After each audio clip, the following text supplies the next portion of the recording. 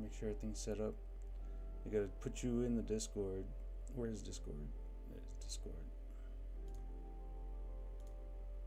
There you go. That's different. What? The city sent me a text message this time. What is it for? It was for the senior toll collector one. They said, nah. That's weird. Okay. Well, I mean, that's not that bad. Yeah.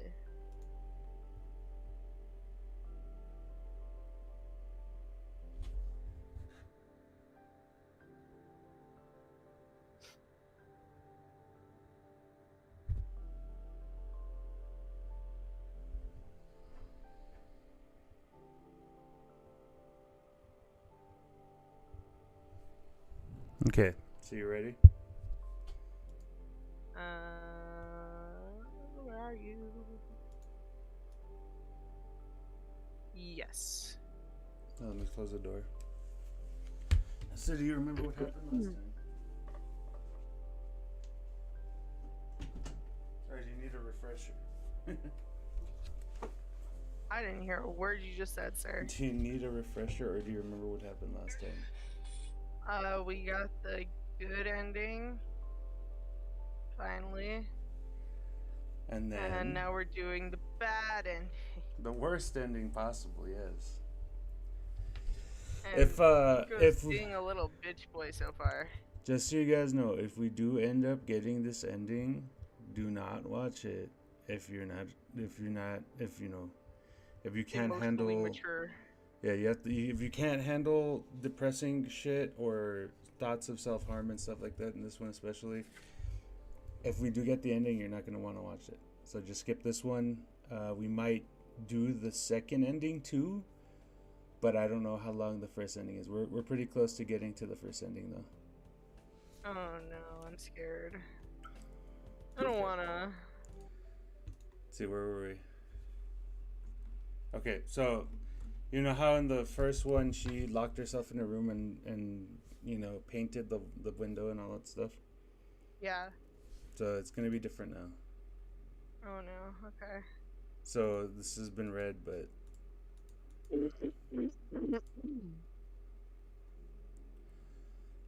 there you are. Damon mentioned that he'd be coming over later. Hey Randy. And my voice is very hoarse today. I wonder why. Dude, same. I think we're getting sick. Oh no. Say, Ingo, I was wondering if you wouldn't mind shoveling the snow off the driveway when you can. Would really appreciate it. I think we already read Did this. he ever do that in the other one? I think he did, because remember he said that he had been doing stuff like that. True. Okay. So we've already done this part. Blee blee blee. Yeah, see right here. So he did that. As Randy leaves, I step back out to collect the withered snow shovel, half buried in the snow. Better to do this now than later. Okay. So this time he did this first instead of talking to Olivia. Yeah, instead of hanging out with them.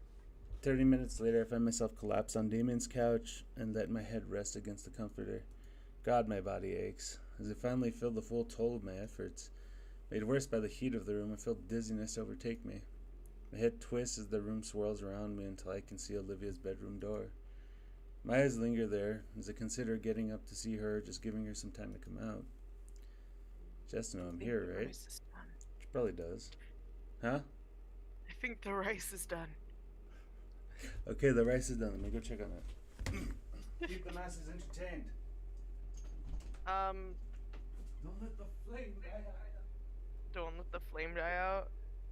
Oh no, I'm failing. Yeah, I'm letting the flame die out. Good morning, everyone. How are your holidays going? Are you excited for whatever holidays you celebrate? If you don't celebrate holidays, what the hell are you doing this time of year? I don't understand. You can't just ask that. I can't ask that. I don't know. I said holidays. I'm trying to be inclusive here. I know Japan likes to eat KFC for Christmas for some reason. If you're in another country, what are you eating? I don't know. I'm running out of ideas here, man. Okay. Let's Oh, see, we thank God. read this part.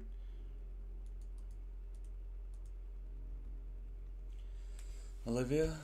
I knock lightly on her door. No answer, but I do hear the TV inside. The door creaks loudly even as I push it open as gently as possible.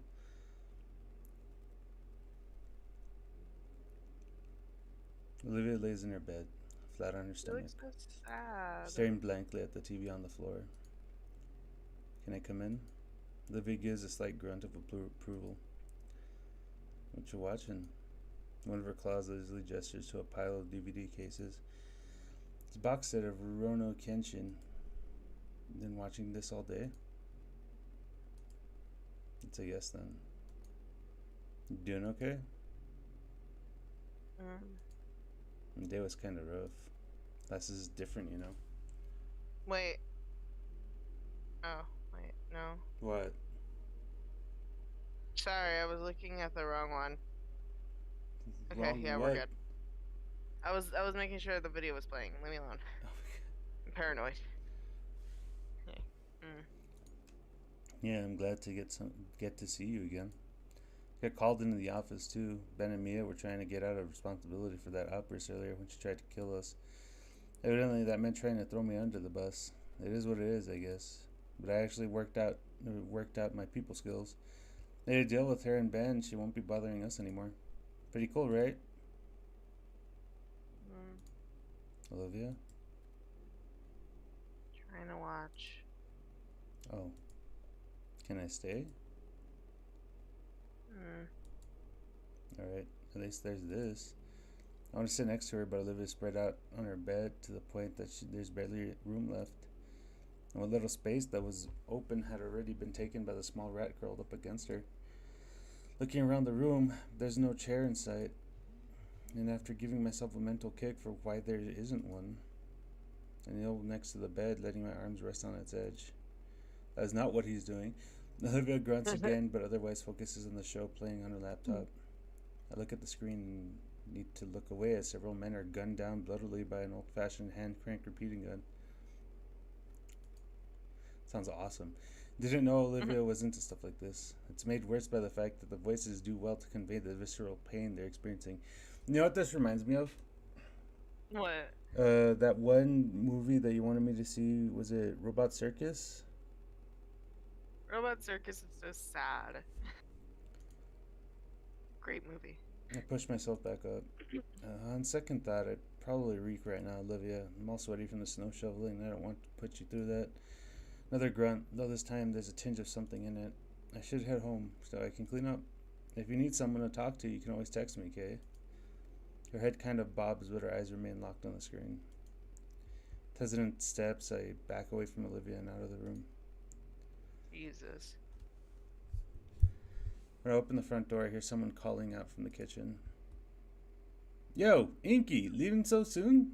Damon's head hovers just over the refrigerator door. Yeah, I should start heading back. Really?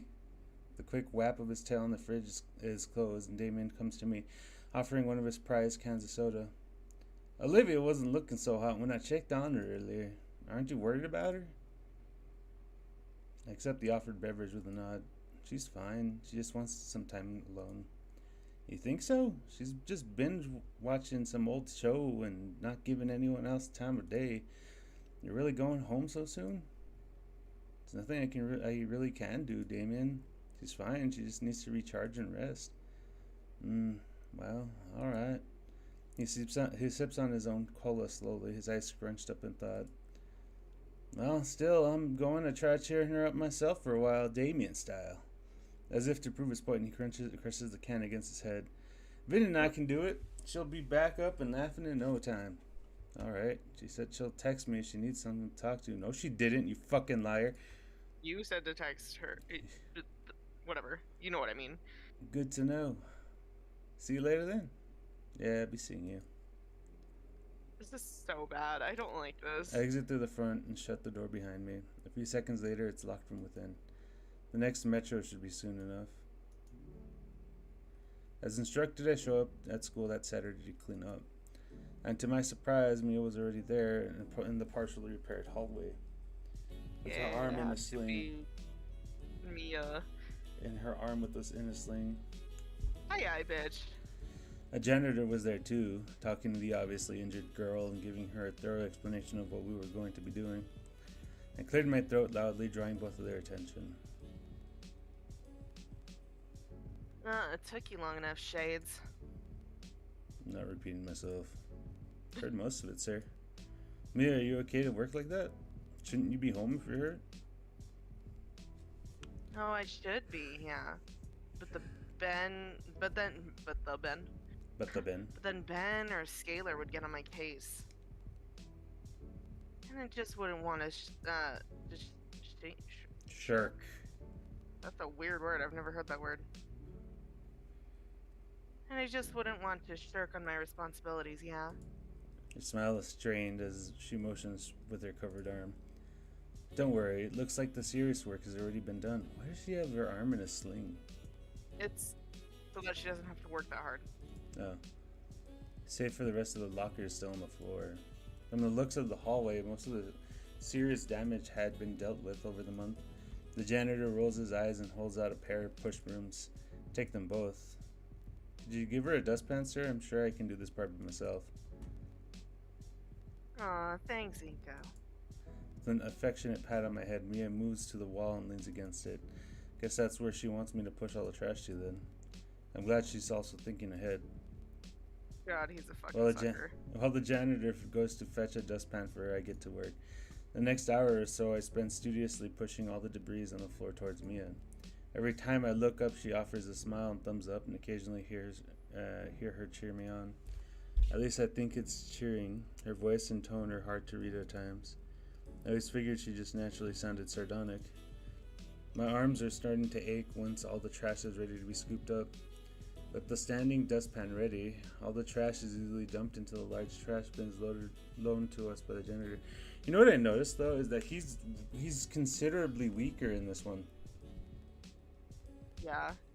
Because he hasn't been like lifting her and stuff. He hasn't been trying to do that, like to become better for her, you know. Yeah. Because in that one, if he did any of this, he would have been like, "Oh, that was easy." Yeah, that's true. I mean, he about passed out when he was doing the fucking snow shit.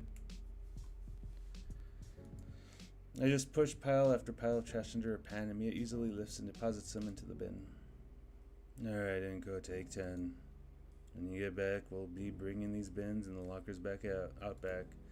Wiping the light coating of sweat from my brow, I nod. Nia and I take a seat in a nearby classroom while I get some well-deserved rest. We'd be out of here a hell of a lot faster if you just finished cleaning. Sorry, but I'm tired. You've had half a year of gym classes with Sully and you're still out of shape? Unbelievable. It's not my fault he pushes us too hard. He can barely recover between classes. He's the best damn teacher at the school. If he can't help you, nobody can. Why do you like him so much? He gives his respect only to people who earn it. People like me. You don't think anybody else at the school deserves respect? Nah. Everybody's willing to betray each other at a moment's notice.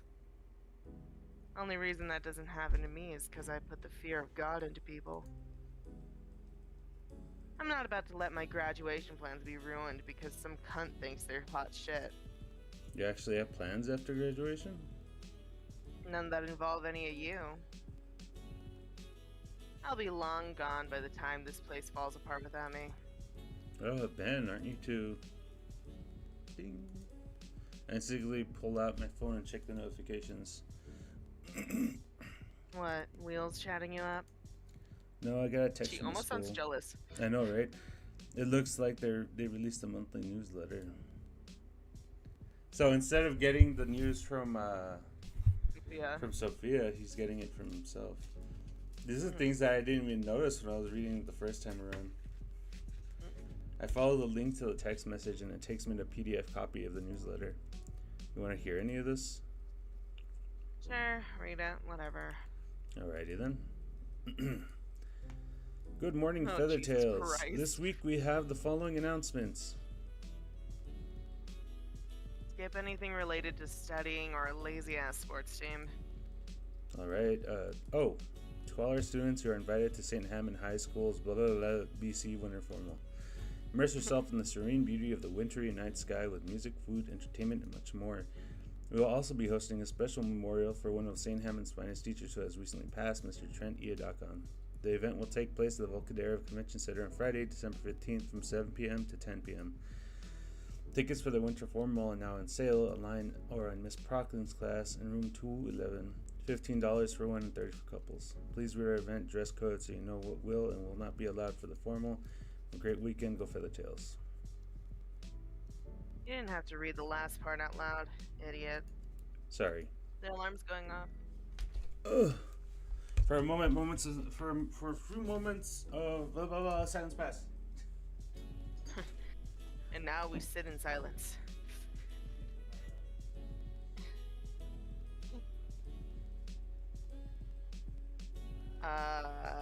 Okay, New Year's. Does anybody have New Year's resolution thingies? I don't know if people actually do that.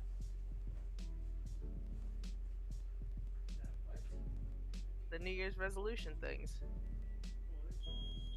Ah, there it goes. One moment, good people.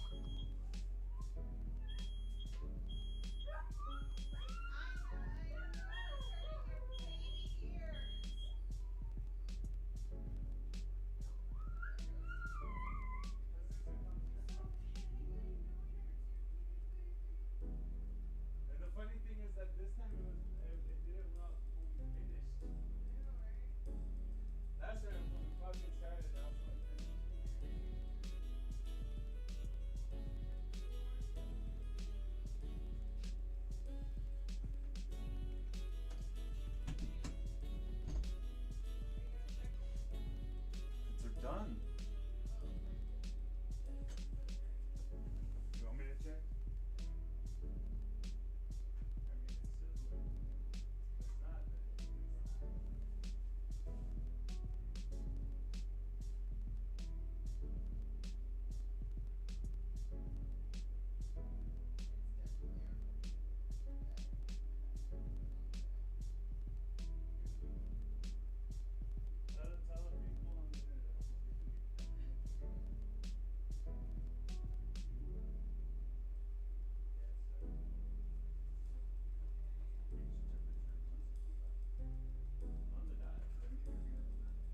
Okay, cool. Alright, sorry about that, everyone. Cooking, bullshittery happened.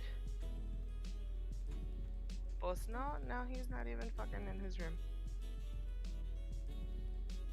Alright, we're gonna play Smash or Pass.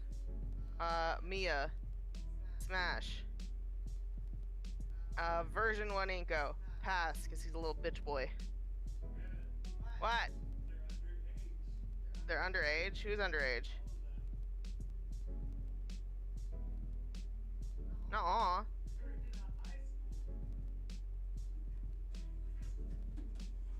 They're in a high school, you fucking creep. Ah, that's true. I didn't even think about that. Well, Raven's gonna get canceled now. Well, no, I mean, not true. I mean, Mark literally said he would fuck a couple of the Pokemon. Anyways, are you planning on going? Yeah, after your lazy ass is done with the rest of the cleanup. No, I mean going to the winter formal. Absolutely. It's one of the few things here worth doing. And I know Ben's been looking forward to it too, working night and day to get things ready. Oh man, organizing that whole thing and courting Mia the whole night. Hope he can take it. In any case, my muscles feel noticeably less sore than they did before. As I stand up to stretch, Mia makes a show of groaning in exasperation. Finally. Now go finish so we can go home. Finish? Gotta move the new locker in, dumbass. Shoot, forgot about that part. Spend another half an hour moving the filled trash bins while Mia serves as a kind of moral support. All that's left are the lockers. I kneel down by the freshly unpackaged metal lockers, my hands braced at their base. For a moment, they don't budge. Come on, Shades. I exert all my strength into my legs. Come on. I'm starting to feel them rise. Oh, come on. While I'm focused on the task I'm lifting, I notice Mia leave my peripheral vision. The weight of the lockers seems to vanish and they rise easily. Now that I'm not straining against the heavy weight, I can look to the other side. And I see Mia easily handling the majority of the weight of the lockers. She must have taken some painkillers during our break, as she's handling the weight with both her arms. Oh my fucking god, he's so stupid. Sweet, we're done. You okay? Your arm... Go get the janitor, Shades. Not too long after, our chaperone examines our work and lets us go. Nia and I are both escorted out of the building by our school's security guard. She wastes no time in rushing towards the school's parking lot and peeling off in her exceedingly loud hot rod. I'm left walking alone to the metro station as always. I'm exhausted. So many hours of heavy lifting, all I want to do now is fall asleep. I had originally wanted to go and visit Olivia after detention, but since I was the only one doing any work, it took forever. And honestly, I'm a mess. I definitely don't want to show up there looking like this. Stretching my limbs out to fill the rest of the bench, a familiar shade finds its spotted beside me. Good afternoon, Ingo. Withholding my groan of pain, I forced myself back upright and turned to the older whale. Good evening. Hello. Hey, Mr. Ferris, what's up? I feel I should be asking you that. Forgive my bluntness, but you look out of sorts. My mouth opens to tell him about the detention, but I shut it. The audit, the hall. Oh, I almost gave him fucking Mr. Ferris. Just had a busy morning, sir. The whale bellows his own groan. Yes, I suspect we all have. Had a dreadful meeting this morning. Positively dreadful. What for? His eyes shut in contemplation, reopening after a moment. Suppose it's already public knowledge. Many of the schools in the district have some formal or gala or other event coming up. Of course, since the students are still under our care, there are strict guidelines for these. Frankly speaking, it was a meeting spent talking of the follies of youth, Mr. Nito. He chuckles at his own joke. But once again, I'm reminded of the formal. I'd love to take Olivia to it. But would that be too much? We aren't exactly dating after all. Well, maybe we are. I didn't confess. It's not like in the movies. Maybe I need to reread the article on situationships. That's your problem. That's your problem right there. Situationships. This is painful. Mr. Nito. Sorry, I was lost in thought. Yes, I could see. What's on your mind? An awkwardness settles in my stomach. It'd be weird to just vent my problems on someone I barely know. But on the other hand, this is Liz's uncle. Plus he's a lot older. I'm sure he'd have some good advice. It's at least worth a shot. I wanted to ask Olivia to the dance, Mr. Ferris. Miss Helford. Well, I think she's a fine young lass, Ingo. I know, it's just, I don't know if she would want to go. Left unsaid was the reason for her current mood. But thankfully, Mr. Ferris understood this unspoken half as he gave a solemn nod. I see. I've been in your shoes before, Ingo. Which, by the way, they don't have in my size, regrettably. Over the years, I found that when my wife was feeling down, fresh air helped bring her spirits back. Which happens to you, honey. Did you know that? What? No. Fresh air? I mean, Olivia has been cooped up in the home for 2 days already. And likely for a lot longer since she's without a wheelchair. I hope it's repaired soon. Yes, an open-air date of some kind. A chance to really stretch her some time to stop and smell the roses, so to speak. It's the best idea I've heard so far. Plus, we haven't had a date yet. I could take her out somewhere, and if it goes well, I could ask her to the formal right after. Even make it a surprise for her. But where would I take her? I don't really know Volcadero that well, sir. The older man grins and, ugh. Damon wasn't kidding about those teeth. How fortuitous of you, then. that I may I have wish the they perfect would date draw him spot for you. smiling. They don't want to because they don't know how they would do it. I want to see it, damn it. It's probably you probably haven't seen people have an unsheathed horse hoof before. What now? It's because there was a dead horse and they were doing autopsies on it, and they took Oh, the poor whole horsey. horse hoof off, and it just Mm. looks so like you wouldn't like it. It would act your trypophobia, but that's what I Mm. suspect it would make his teeth look like. Okay. That I have the perfect date spot for you. Bringing up a positively tiny suitcase, he holds it with his hand. He doesn't even use the little handle. Mr. Mm. Ferris reaches in and withdraws a slip of paper.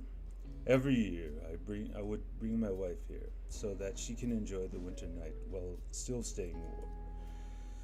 I'm sure this will be to your liking. I take the sheet and scan it over.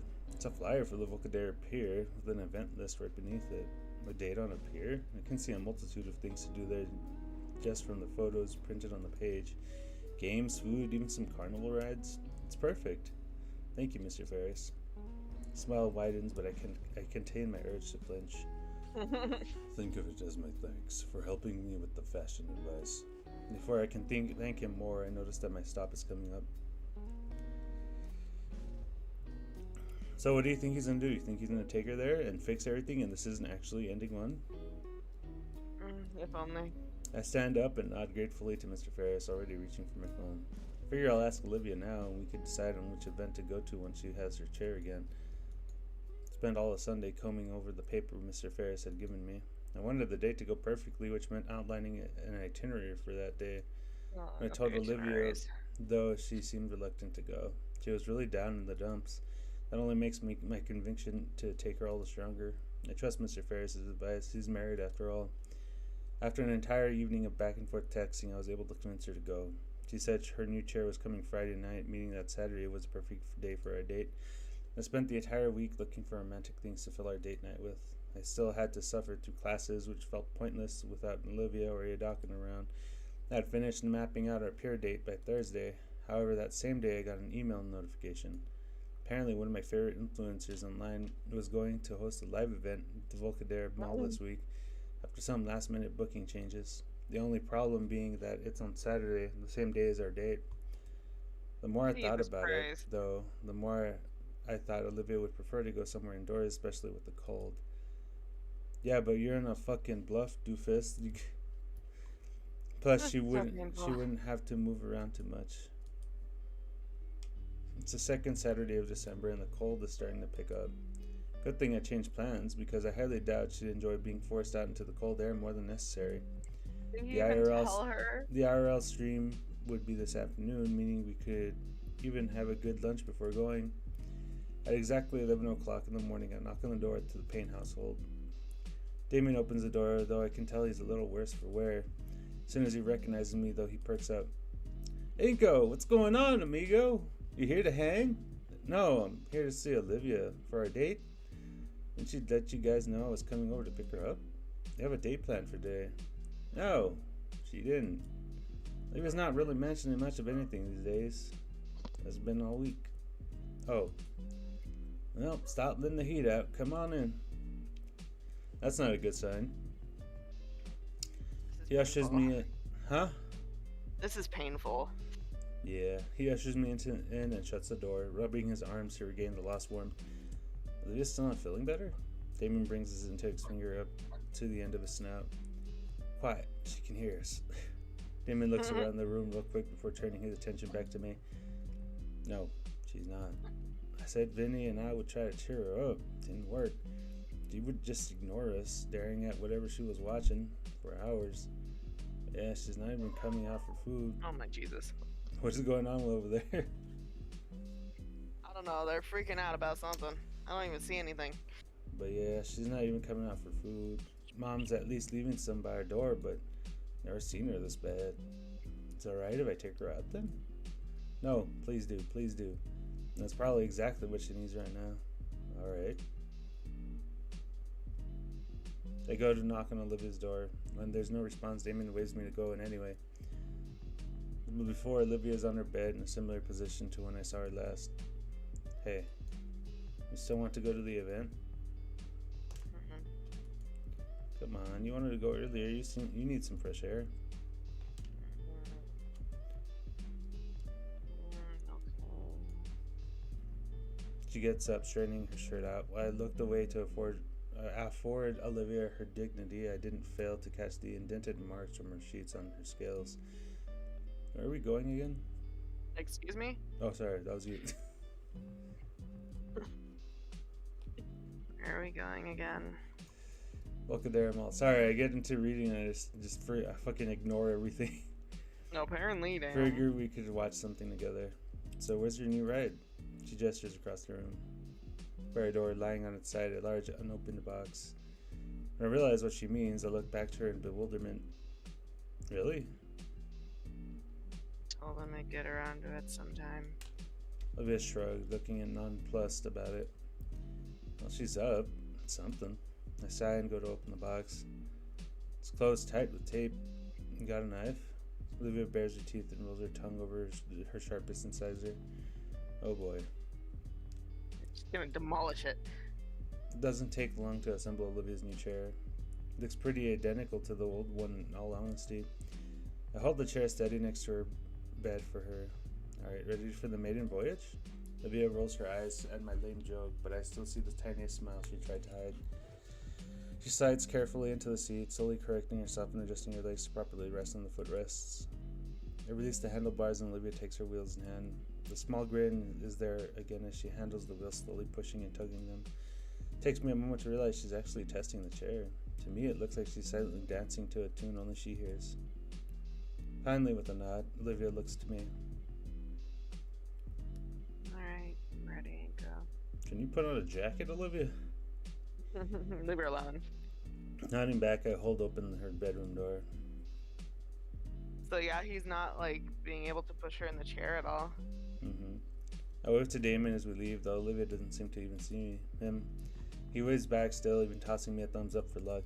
Mr. Ferris is right, as even in the cold air I can see Olivia's spirits slowly return. Yeah. Maybe you should have listened to him then. I know, right? I can't wait to get to the mall now. I'm actually going on my first date. I don't want to do that. Bocadera Mall is a pretty large shopping center nested in between the skyscrapers of the city. Above the first 3 floors of department stores and restaurants, you can see another dozen for office space, all looking down on the traffic below. Working here must be pretty convenient. This place had an apartment building built in. You'd never have to leave. Part of that has a certain allure, but thinking it also sends a strange feeling of dread. Over Japan. Man, this is boring. The event is between the food court and cinema. It's supposed to be 2-hour meet and greet where we would hand out some merch and let the audience participate in a live review of a movie, but it's been a while and we still haven't started. The area is crowded with dozens, maybe even 100 other people waiting for Hank. Jesus Christ. Hey! The other attendees are not exactly the best when it comes to looks, or smells for that matter. Most are either on their phones or look like they're about to pass out in their chairs. A few are talking amongst each other, albeit very obnoxiously loud and spirited. Yeah, let's go with that. Olivia and I were barely able to beat the lunch rush, and the remains of our Chinese fast food lie in a pile on our table. The event should have started an hour ago. Where's Hank and File? I always loved his reviews. He has a seriously good eye for taste and gives excellent commentary. In fact, that's partially why I thought Olivia might want to meet him just as much as I do. If we're lucky, we can get some great feedback on her work. If he shows up. So, Olivia? She shifts her gaze to me. Have you been doing alright? She glances my way and notices my frown, opting to reply with an actual answer.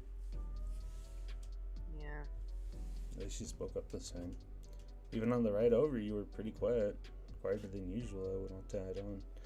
It's mostly back to one-syllable sentences. It's like the beginning of the school year. Getting a bit concerned. How to broach the topic, though. Should I even? I think so. This date's meant for her, after all. Just need to get past those walls of hers. I gently grasp the idle hand that rests on her chair's armrest. I finally get a response from Olivia as her eyes widen and the hue of red greases her cheeks. Olivia? I feel her fingers curl softly around my hand. Sorry, Inko. I just been thinking about a lot of stuff. Start to feel more confident as she lets down the emotional wall between us. What's on your mind, Livy? She scowls at the nickname. I'm gonna use that Anko. Sorry. But what's been troubling you? Her hand clenches and I can feel the tension radiating from her. I know this sounds weird, but that is a good tactic if you have somebody you love who is in their own head. Get them out of it by grabbing them. Touching their hand, give them a hug. Unless they're, what is it, that thing where they don't like getting touched at all, even when they're on their happy days. That's like the only time you shouldn't do it. I know that you, whenever you're down in the dumps and I hug you, usually start to wake up a little bit. That's true. And also taking them out somewhere. You know, an actual place. I mean, to some people, the mall is a good place. It's just that Inko has a bad reason for coming here. Yeah, like if we had an if they island, were just walking around window shopping or something. Yeah, but if we had like an island here that we could go to and it wouldn't cost that much to go to, I mean, yeah, that would be way better than this. But for us in this city, we don't really have that. The best we can do is go hiking, and I don't think Olivia would be able to hike, really. No, wait, maybe she can. Whatever. Did I read this already? Yes. Okay. Biting back my wince of pain, I simply smiled for her. When was the last time you painted? Been a while. Just haven't felt like it. Even if I did, I wouldn't be able to actually paint anything. You're quitting painting? I didn't say that. I just don't have it in me right now. I might again, sooner or later. You don't have it in you? Everything just seems like a pain right now. Doesn't have it in her. Damien mentioned she hadn't even left her room at all week. Everything. Yeah. Is that why you didn't bother with? My eyes wandered to her wheelchair, the one I had to put together for her. Her only means of leaving, and it was just left unopened until I arrived. Doesn't really make a difference. The first time you've been able to leave the house after a whole week, isn't that good? She shrugs. It's nice to get some fresh air, I guess. No desire to do anything. Think to ask if it means that this date with me too. Just bite my tongue. The rest of the leftovers are too cold by now. Isn't something supposed to be happening? Yeah, it should be. The heck is Hankenfile? Bro. But it'll be worth it, you'll see. Promise. I reach my hand over to her and the hand she has resting on her arm. Olivia looks down at my fingers and then me. With a sigh, her arms uncross and her fingers intermingle and lock. Her eyes turn back towards the stage, and after a couple seconds, she leans in close to whisper. What are they staring at? Been trying to ignore it. Since, Jesus Christ, why are they all so bright? But since we sat down, we've been getting strange looks from the other people waiting. The raised eyebrow, Olivia glances around us at all the other people stuck waiting for the main event to arrive. We're the youngest two here by far. Everyone else here is around a decade older. Some of the eyes are brimming with anger, though a lot more seem more mournful. I guess it's just the audience he has. Don't worry about them. Olivia rubs her arms a bit nervously. What's so special about this guy everyone here wants to see so bad? He gives really insightful reviews. Or what? Here, I'll yank up this channel for you. I find this page on the phone and show it to Olivia. She scrolls through the first few pages of videos. See, I watch those videos, but I know that you don't enjoy them, so I just watch them when I have free time. Fair. So, because I like learning about games that I can't play because I don't have the money for it. So, it's my way of playing the game. I like watching Let's Plays, but like I don't like deep dives, I guess. Yeah. Unless it's one that I'm super interested in. Well, yeah, you fucking probably watch all the FNAF deep dives if you could. Except for what's his name? I Matthew don't like that one. Patrick. Matthew Patrick. I don't like Matthew Patrick. Well, he's no longer He's too part much for of me. Game Theory, so you're fine. Oh, okay. It's his clone. I find this page on my phone and show it to Olivia. You're that. No. Yes. The Lana's Witch School Season 6 finale is an emotionally traumatizing masterpiece of storytelling. Yeah, I don't read ones that are like this. unless it's something that's obviously like stupid. Like I want to see it because I want to see their shitty takes. I think I saw one about like those people that say like these SpongeBob episodes are really dark. It's like the fucking mildest shit you've ever seen. Those are stupid. I mean, yeah, if they're making it as a joke, it's funny. But if you watch it and take it seriously, it's like, Sure. Oh, these are. Does he review anything for adults? Oh, Jesus. Hey, you watch anime all day, you can't judge. I guess. I mean, but anime is from kids all the way to adult. I mean, you saw the shit that she was looking at, Inko. You couldn't even fucking watch it. People were getting shot. The conversation sort of dies out. Ugh, these guys. As time goes on, I can't really ignore there's a certain must they seem to universally permeate. For aside, a few of them argue loudly about the pro-segregation undertones of a saber-toothed king through slurred bites of food. They at least argue quieter, or have enough self-awareness to not wear Lana's witch school bags in public. Oh, whatever. Who cares about his fans? We're not here to see them. Maybe that's why the guy is so late. For all, if it were me, would I really be this keen on meeting these people? What am I talking about? He's the one who organized it. Of course that's not the case. Besides, he has a duty to his fans. So he probably is just caught in traffic. Hope it's not something worse. At least Olivia's back to looking bored and not nervous. At least, man, this was a mistake, wasn't it? Sudden chatter rips me from my train of thought. Heads around us turn their attention down the mall corridor. Could it be? I lean forward to get a view. Sure enough, it's them, iconic suit and all. Oh, there he is! Yeah. Crowd erupts into cheers and applause at the sudden arrival. Sim, all right. I let out a huge, long sigh of relief. One that slowly but surely turns into a sigh of defeat as it becomes more visible. He's swaying side to side with every step. My forehead thinks a loud thunk on the table. One of my empty carton noodles topples on its side. He's drunk off his ass. Nearly an hour late and arriving completely inebriated. From my position, I see Olivia's gaze is also fixed in the direction of the single raised eyebrow. How is he supposed to even host into this event like this?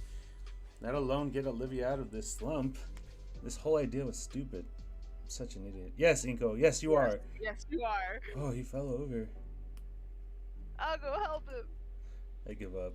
Even from here, I heard the meaty thwack of a fist greeting someone's face. Oh my god. Let's just go. Wait, I want to see this. Whatever. Many of the spectators are recording the drunkard host as he has attempted to wrestle one of his supporters down with him. In seconds, mall security arrives, dispersing the crowd and pulling Hank off of the poor fan he was assaulting. Face falls into my hands and all I can do is groan. Why me? Why all of this? Okay, move it along, nothing to see here, folks. A damn lie as I see Hank and File struggling against a handful of other security officers. Once I muster up the energy, I stand from my chair. See, that's the thing. If Inko knew this was gonna happen, that would be a completely different thing. Like if he's just like, look at this idiot. Get a load of this dumbass. Huh? Olivia looks entertained at least. I know, but that's what I'm saying. Like, what if he was like that? Like, I know this dumbass is gonna ruin this shit. Look. Yeah. It would have given Olivia like something to laugh at and like be like, wow, I'm so glad I'm not like that right now. So true. Once I muster up the energy, I stand from my chair. All the other patrons have started filing out at last. I start pushing Olivia away from the food court, though very slowly as Why, Jan? Why now? As the disaster that we just witnessed weighs on me.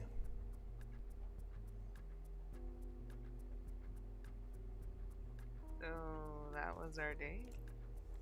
Olivia cranes her head back to see my lips flapping uselessly. Can't find any words to really say, so I just give her a glum nod.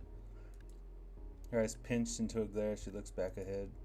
The foot traffic around us clears the way, giving us a wide berth. Probably from the glare Olivia is sporting now. Each laden step I take, I try to formulate something to say. You know what you should say, Inko? You should say, I'm sorry, I thought this would be a lot better, and I'm an idiot for bringing you here. How about tomorrow we go to this place that Mr. Ferris told me about? Should have gone to. I have a Jesus. backup plan. I knew that would happen. It was totally one of his skits. We're still at the mall, and each one I shoot down before I can make it come out of my mouth. Until Olivia, her head tilts back again, and her glare is now focused solely on me. Look, I'm sorry. I wanted to share something I like with you. Her eyes rolls at my word. I want to help you out of this mood you've been in. Snort blows through her nostrils, and her head starts to move forward again. I'll make it up to you, though. Her eyes lock onto me again. I mean, we're still here at the mall. What would you like to do? Her frown finally eases. Olivia thips thinning to a line as she considers the offer. Maybe some shop you like, or even that airsoft gallery we passed by. Just say the word. Her head returns forward, and I feel every ounce of hope be violently ground to dust. No, of course. Sure, whatever. At least she's not a complete failure in this. My heart is in my throat from her words. Olivia looks back, and while she is glaring, her silver eyes are as heated as before. Olivia, so what? Consider what Olivia would really like most. Seriously racking my brain there. There's not going to be any art supply store here. There isn't? At a mall? Even if there were, she's not going to be excited over a new brush set, I think. Yes, she would be.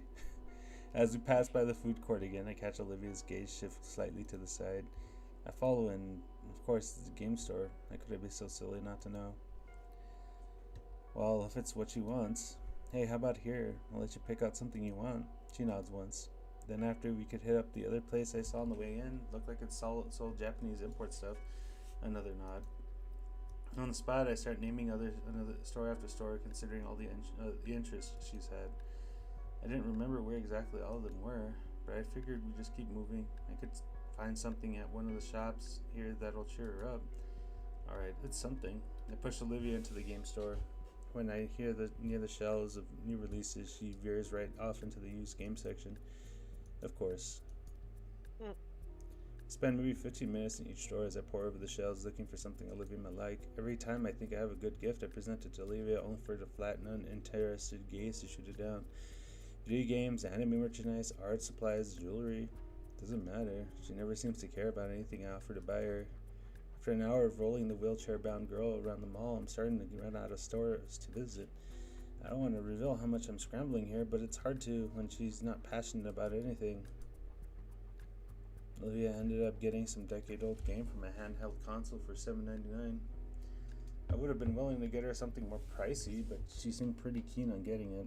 She reads the manual while I push us onwards to the mall. I hear some people do this regularly, mall walking. Yeah. Maybe we should make it a regular thing? Olivia clicks the game case closed and slides it into her jacket pocket. For a while, we just walk a bit and see the sights. The state is going alright, right? Despite the rocky start. I'm making it work. Even if Olivia is still glum as when she got here, she'll appreciate it. I hope. An idea crosses my mind. It's ought to brighten her mood for sure. Hey, Olivia. I've been meaning to ask you something. Everybody's been talking about it at school, and I'm sure you're excited too.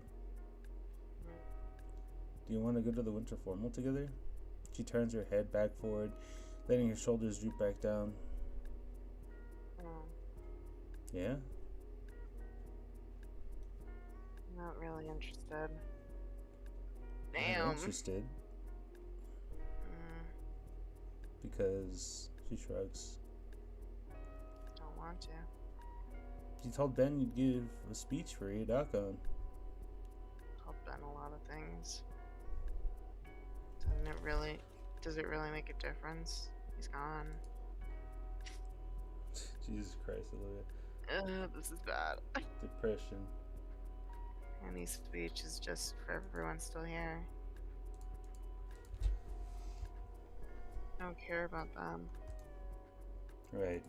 The formal is one of the biggest events of the semester where couples spend time with one another, and she's not interested in going. All the time I thought about what suit to wear, what dress Olivia would look good in, or having fun and dancing together, and she's not interested. It's not supposed to be like this. We're a couple, right? Shouldn't she be putting in at least a minimal amount of effort? It's because you're not putting any effort in. Jesus I've been Christ. trying all day just to get a smile out of her, to get her out of this mood. And I've been stonewalled because of this pity party rut she's gotten herself into. And I can tell she's even starting to drag me down too. There's a pang in my chest. We're supposed to be happy. Well, I won't stand for it. I need to get myself out. I need to get her out. Olivia. I spin her chair around, kneeling down to her level while I carefully consider my words. Few come to mind. I never anticipated being in this situation, but I do remember some words that have stuck with me for a while. An account. I follow frequently post lions and eagles with powerful messages. Ah, Jesus fucking Christ. It's not over when you lose, it's over when you quit. Once you become fearless, life becomes limitless.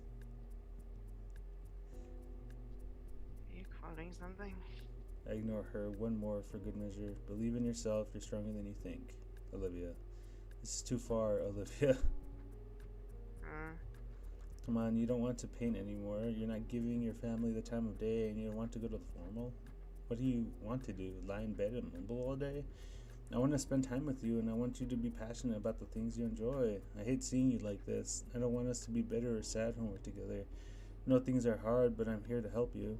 You can't just keep feeling sorry for yourself. Think of what Mr. Yadakan would say if he saw you like this. The name is bitter on my tongue, but if need be, we need you to be happy. To live on and smile. Her eyes widen in shock before falling in shame. For a moment she tenses. Her lips move, but no words come out. Seeing some actual emotion from her, I press on with my heated words. He'd tell you to stop stewing in your misery, wouldn't he? Her hands grip her new armrest tightly, her retractable nails digging deep into the new pleather. My voice raises as I challenge her. Wouldn't he? Yes. She howls at me with her answer. Her teeth are bared and her claws are at the ready. But I don't back down. Then quit throwing yourself a pity party. You can work past this, Olivia. I know you can. You're better than this. I will. It's a roar that draws all eyes on us. Literally. We both scan the area, still in the mall with dozens of people now staring at us. Olivia's face is as red as mine, either out of anger or embarrassment. I don't know which. But she coughs into her fist and clears her throat. Yeah, I will. Embarrassment it is then. Thank you, Olivia. I know it may seem difficult, but I believe in you. You need to pull yourself up, and you need to give that speech. We need to go to the formal. Olivia deflates with a low sigh. Do you still not want to go? I'll go with you. I watch as a hint of red crosses Olivia's cheeks again, and a smile begins to tug at my face. I manage to snap her out of her depressive mood, and we're going to the formal together. Incorrect! This is only momentary. Yeah, she's still depressed, dude. You keep needing to work on it. Jesus It's Christ, really the this is first big painful. step. Hang on, I want to do something. I reach into my bag, taking out my DSLR and scooting next to Olivia. Point the lens towards us, making sure we're both in frame. Say cheese. Alright, let's see how it... Oh, come on, Olivia. Cheeky. Hey, come on, you gotta smile. Wait for a crude grin to form across her face before I snap the photo and immortalize the memory. Oops, must have accidentally turned the flash on. Sorry, Olivia. My eyes. The ride home was a bit quieter. Olivia would throw a look my way sometimes. The constant looks made me curious, but I didn't press her about it. You should have been like, so, are you okay? Do you need to talk about I something? hate this, dude. Olivia had said she was tired from all the excitement of the day, which I guess makes sense. Though there was a tenseness in her tone. She's probably excited to get home and play her new game. When I roll her back into the pain, she starts towards her room the second we step through the door. Damien excitedly looks over from the couch. Yo, welcome back. How'd it go? It went well. We had a lot of fun, didn't we, Olivia? We're gonna take it up. Alright, see you. Oh, wait. Jog over to her side quickly. What? Go, please. I'm fine. She tenses for a moment as my arms wrap around her shoulders from her side. That tension lasts for all a moment, only as long as the embrace itself. Sorry, just a sigh of relief fills me with worry. I'm still new to all this, so her head sways side to side in the negative. No, I know, Ingo. Bye. Did he give her a Christian side hug?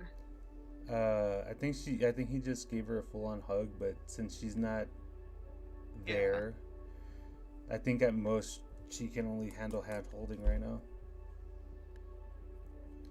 Right as Olivia reaches her door, Vinny excitedly steps out. Hold on, I need some water. I get it. Your voice is haggard when it comes to Vinny. Yes. Oh, hey, Liv. Welcome back home.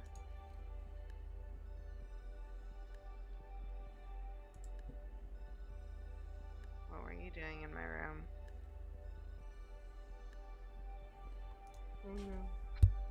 Cleaning up. Whatever. Go away. Are you feeling better? Vinny doesn't understand. He's just a kid. Yeah. Just... I want to know. No, do you want to play a... Hey! Hey! Fuck off. I'm sorry, that face. Yeah. That's so mean. Oh no.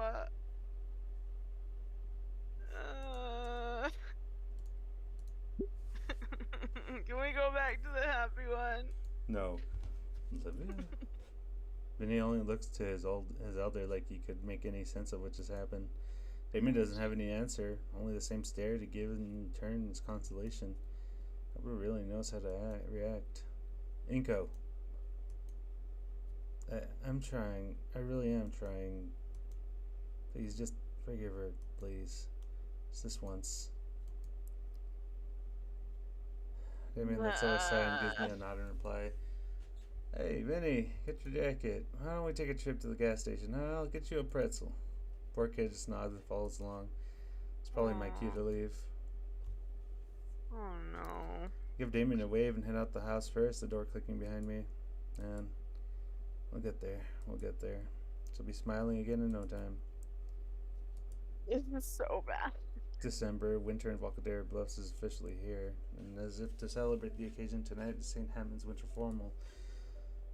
And there's so many, like in the fourth inning, they had been in that house for so fucking long. They did so many things. They were having fun no matter what. And in this one, it's like, it's so fast. Dude, I hate this. It's so bad. Hard to believe it's already here. It really crept up on me. But whenever I remember the event coming up, I just force it on my mind. Whole thing has me pretty anxious. It's like a date, but on a whole new level. Like there's some formality to it. Better not mess this up. Anyway, I find myself with a new difficulty in my life. Over and under and around and under and I reel and loosen the leather neckwear from my collar, tossing the devilish cloth on the floor in frustration. Standing over the step-by-step instructions once more, I try to find where I was wrong on my latest attempt. Yeah, I hate doing ties too. My wife does it for me. Ties are easy, bro. I consider going tieless, but damn it brings the whole outfit together. And I want to look good for Olivia because she'd been doing the same. Picking the slim fabric back up, I noticed just how badly wrinkled and ugly it is. Time is running out, sadly. I still had class today after all. Forget it. Was it on the weekend? Why didn't they do it on the weekend? Right, was this on a Friday? Yeah, look, what the fuck? Forget it, I have another shirt that works without the tie and still looks good. Dumping the fashionable noose on my hamper and swapping outfits, my thoughts travel freely. Everyone in the school is excited for the formal, though Olivia, she hasn't even been going to school a week. I still visit after class and helping her come up with ideas for her speech tonight. She's still going to the winter formal for me with me for Iadakan's vigil, despite her absences. Ben's been pretty concerned though. He wants to know beforehand what Olivia's speech will be. Like you can rush hard. She'll have something in time. A check of the time says I don't have any time to try again. Tossing on the piece de resistance, the coat, I exit my room and head down for my foyer. Tonight's gonna be the best night ever, probably, definitely. I'll make it the best night for the both of us. I head through the foyer towards my front door and wait, Dad's home. Still dressed in his work uniform, hunched over the bar with a half-filled glass. He hasn't noticed me.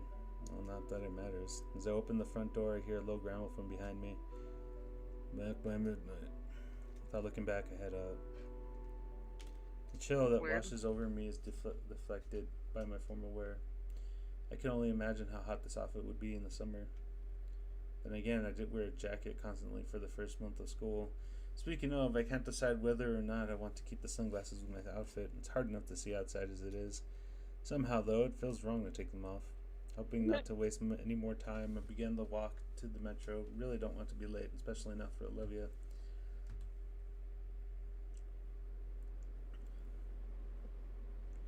It's the same ride, taken countless times this year, but this time it has a sense of finality to it.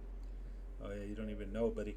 The rocking motions of the cabin are both calming and nauseating at the same time, and I find myself teetering between positivity and negativity.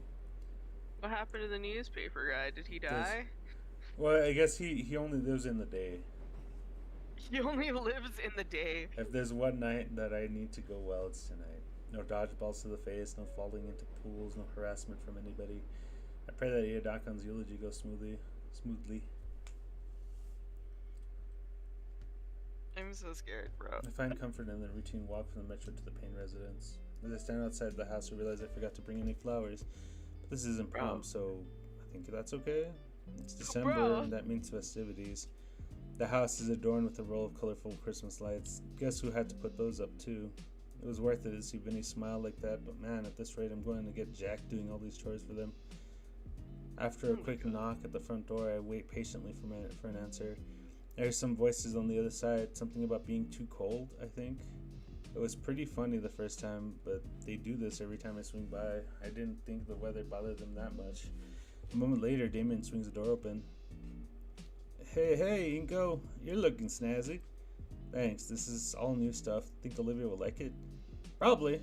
But she'd probably be just as excited seeing you wearing any old suit. Oh, it's the effort that counts, right? Yeah, like I wanted to wear a t-shirt that looked just like the real thing, so I could be cozier and not have to deal with ties or any other annoying stuff. My mom threatened to beat the snot out of me if I did for some reason. Oh my god. Thought I'd get away with doing it anyway, but then Liz threatened the same thing. Girls, right? Bruh. Anyway, come on in already. It's dang cold. He slams the door behind me when I step in. The inside is also decorated for the holidays. Sophia must have spent hours... Huh? Bitch, where? Oh yeah, huh? They don't even have a wreath this time. Oh, or the holly. That's weird. Huh. I guess that means that they haven't really done anything because there's no reason to, because it doesn't feel like Christmas this year because of Olivia. Huh. Sophia must have spent hours decorating his living room as a tapestry of Christmas spirit. It even suffuses the air with the internal heating mixing with the scent of sweets baked with cinnamon. I'll have to ask her later to take pictures of this beautiful holiday scene within the living room. Liz and the Paynes are all sitting in the living room. Hey guys. Inko, is the tree ordered up? I think it's supposed to be a surprise for her. Oh. Thanks again, though. It's scary. It's scary. It's crazy getting one of those. Yeah, Libby's gonna love it. I really feel like we should have pitched in more, though. Don't worry about it. It was my idea. Alright. Oh, nice suit, by the way. Why, thank you. Damien nonchalantly takes the seat on the couch next to Liz and wraps an arm around her like it's no big deal. Because it isn't.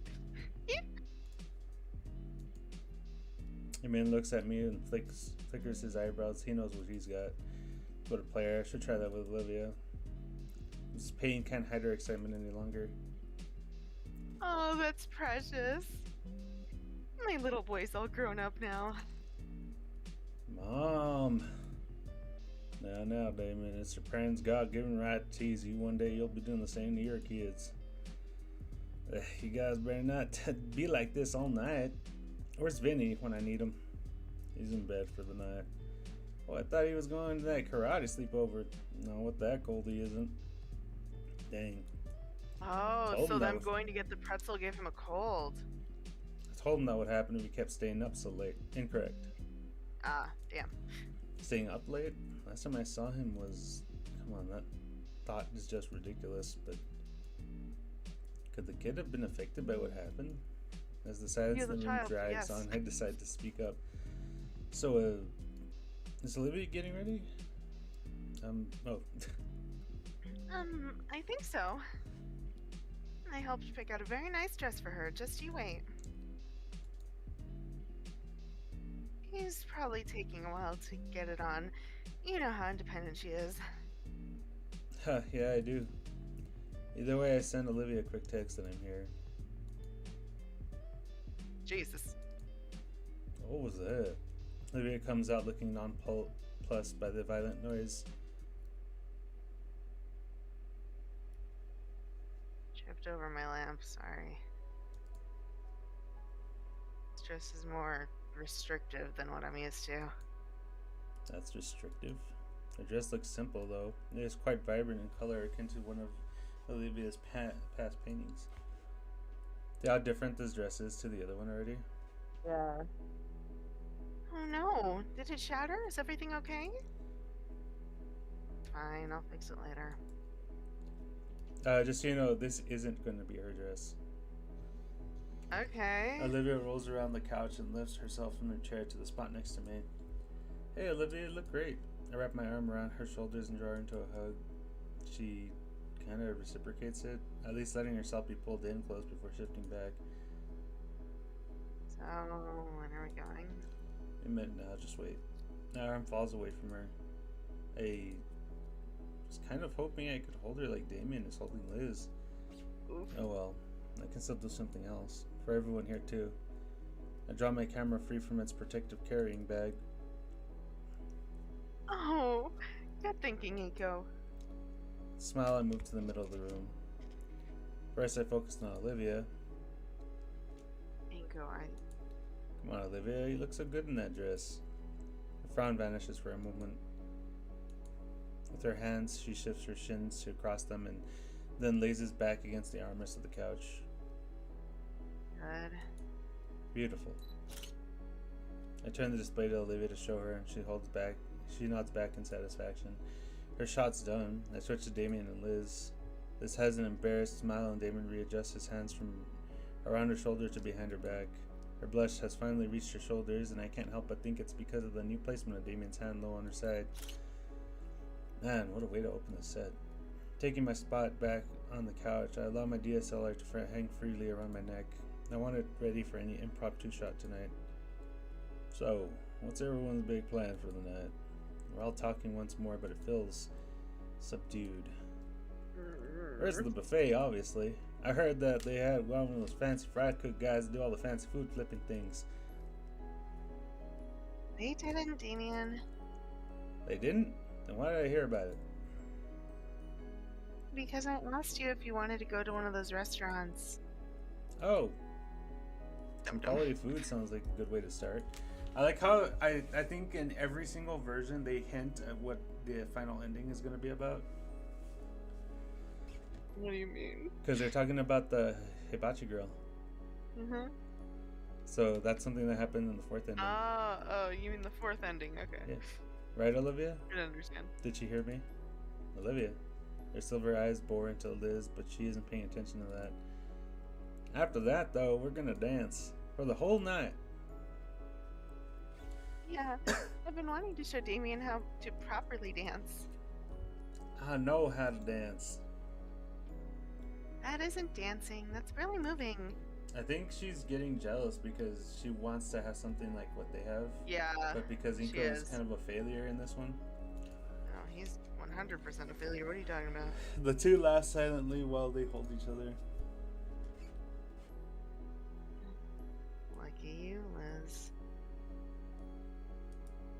There's that silence again. I nudge Olivia a bit with my elbow to signal she should cool it.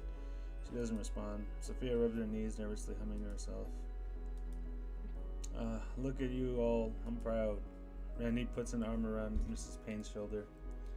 I remember when I took your mother out to the homecoming dance. My school didn't have anything really like this formal, but it's pretty similar, I think. Oh, yes. It's similar to the homecoming event, but we rent out a convention center and get to use the remaining funds we have from the semester. So you're talking about like prom, basically. Yeah. How fancy. Yeah, I've never heard of something like that before either. It's called watching money burn. Oh, Jesus Christ. Hey, things are needlessly tense, aren't they? Relax a little, Mom. It'll be fun tonight. For you. This clears your throat. Well, I plan on having fun tonight. A fun night tonight, Damien. Oh, Jesus Christ. I don't want to. You have to. Christ, you're laying it on thick. Excuse me? The fake happy attitude trying to get his attention is annoying. Stop it. Oh, Jesus. I just want to have a good night with Damien.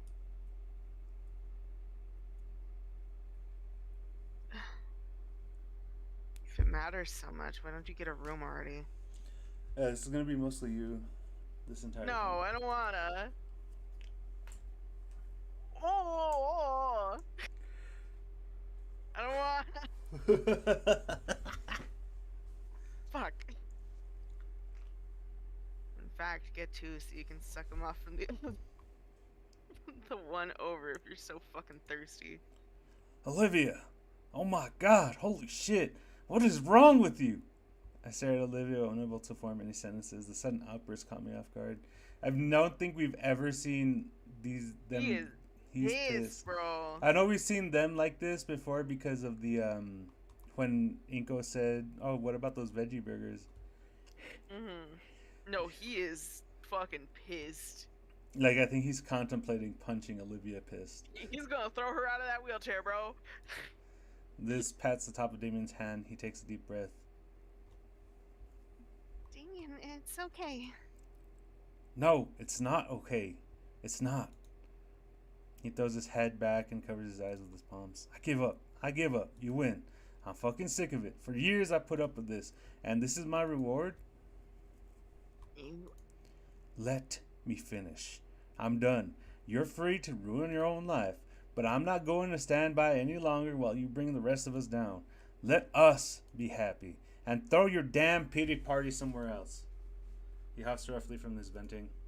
The two are glaring daggers at one another now as Damien towers over her. Liz tugs at his sleeve, trying to draw him away from Olivia. I do the same with Olivia's arm. Randy has stepped forward too, following after Sophia. When Damien notices, he takes a step back. Alright, everyone. Needs to take a deep breath right now. Olivia, you don't talk to your friends or our guests that way. Damien, that goes for you too. If either of you continue, I can send everyone home right this instant. Are we clear? Once he assures everyone understands the situation, he backs off as well. Damien takes a deep breath, carefully considering his words. Look, I have a date night to enjoy. With my own girlfriend. It's senior year. Clearly things aren't going to change. Clearly you're not going to change. Randy's pinching his nose in frustration. Olivia looks ready to jump out of her seat next to me. Her claws are ready and Damien's frills are up on full display. I feel like if I jumped in, I'd actually get hurt. He never asked for your help, asshole. Oh wow, you don't get it, do you?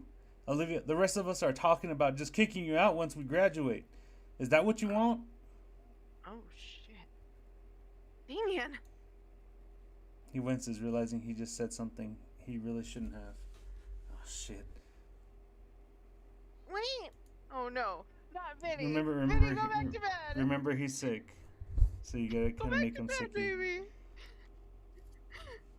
Guys, stop fighting! Oh.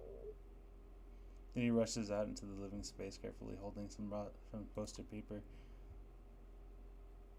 Vinny, dear, you should be in bed. Just a sec, Mom, please. Look at what he's holding.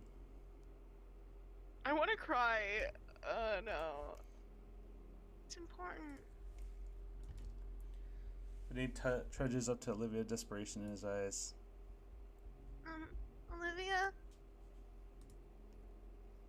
I'm really, really sorry. I don't know why you got mad at me, but I want to make it up. Look, Flips the poster page he was holding around. I made it myself. 'Cause you're so good with art.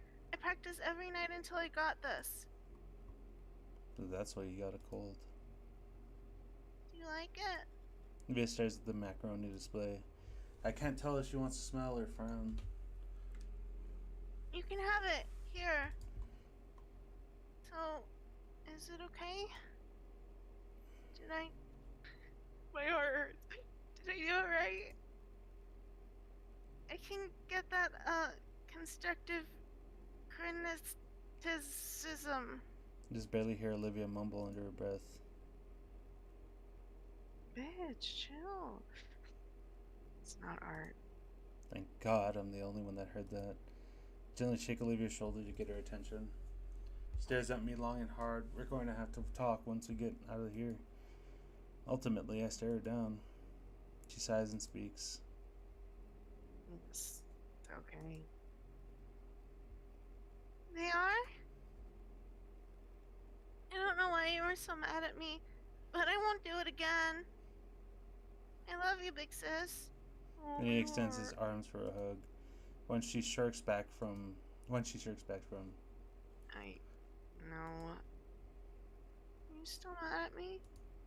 it's hard to be called big sis when she was just told they were thinking about kicking her out just a few moments ago. Things are calmer now, but that can't be unsaid. Damien avoids my glare. He knows what he did and how it made things worse. Even so, things can be fixed. Go on. Around the room, everyone else's eyes are on Olivia and whether she accepts or not.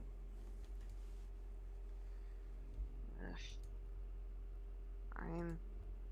Olivia leans forward and lightly hugs Vinny. Vinny's expression changes between a few before settling unhappy, simultaneously thrilled, exhausted, and at peace. When she stops hugging, she keeps her hand on his shoulders. I love you too. Ah, no. Rachu. Hachu.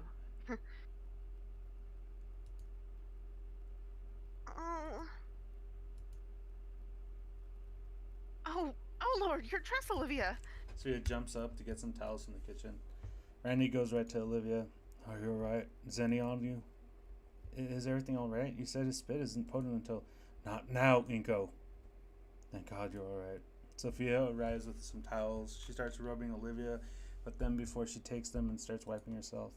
It's too late. The vibrant garish acidic mucus has left its mark. Vinny is frozen in fear, covering his mouth. A line of acid hangs from his nose. Outside, a horn blares announcing the limo I had ordered has arrived. That's our ticket to leave this shit show. Olivia, we should go. Are you okay? Vinny, what did I tell you? Stay calm. She's alright. Listen, you should go to bed, alright? Okay, just... Picks up the macaroon poster again, hiding behind it and slowly inching towards Olivia. He inches closer, step by step, slowly reaching out to give it to Olivia. When she notices, she stops scrubbing to violently jab her head in his direction. Oh, the music. Oh, no. Please, I don't want to do this anymore. Are you serious? I'm not yelling at you. Oh, no, they're screaming now. Just go the fuck away already! Oh my God, you're disgusting! I'm sorry. I'm sorry. I was just so excited, and I worked so hard on it. I'm sorry I got sick. Please take it, please. Leah slashes forward, ripping the page to shreds. Loose pasta bits clatter across the floor. Vinny stands holding the small edges he's left with frozen in place. This is so sad. Oh my god. Go the fuck away, you annoying little shit! Olivia Halford! It's too late, he's gone. I hear his breath catch and he sprints to his room. He doesn't cry and doesn't wail. How did this happen, dear? I'm on it. Sophia follows Vinny to the depths of the house. Olivia. Does this mean she's not allowed to go to the formal with me? What? Does it? Randy's coloration is turning a deep shade of crimson, his hands curling in a fist. No, you should be out of this house for a few hours. And he turns away from Olivia. Let's go already. I don't care. Olivia moves herself to her wheelchair, right out the front door without looking back for even a second. The door is left ajar behind her without a care for the rest of us still inside. Alright, is here. You guys ready to... you know what? I think Liz and I can just have a date night elsewhere. Is that alright with you, Liz? Yeah. Sorry, just... tense. Ugh. Damien nods. You two should go. Now. Are you sure? Yes, he's sure. Have a fun fucking night. Alright. Bye, Randy. He's on the floor now, picking up the torn remains of poster and pasta. I'll have her back before midnight. Please do. I scratch the back of my head, wondering if there's anything else we can do in this situation. For what it's worth, Olivia has been having a really bad couple of months and stressing her out. And Vinny really should have stayed in his room. He was sick, you know. Sorry for the... Just go, dude. You're letting the cold in. Oh, sorry. As the door closes, I hear Randy mutter to himself. Damn it, Olivia. Damn kid.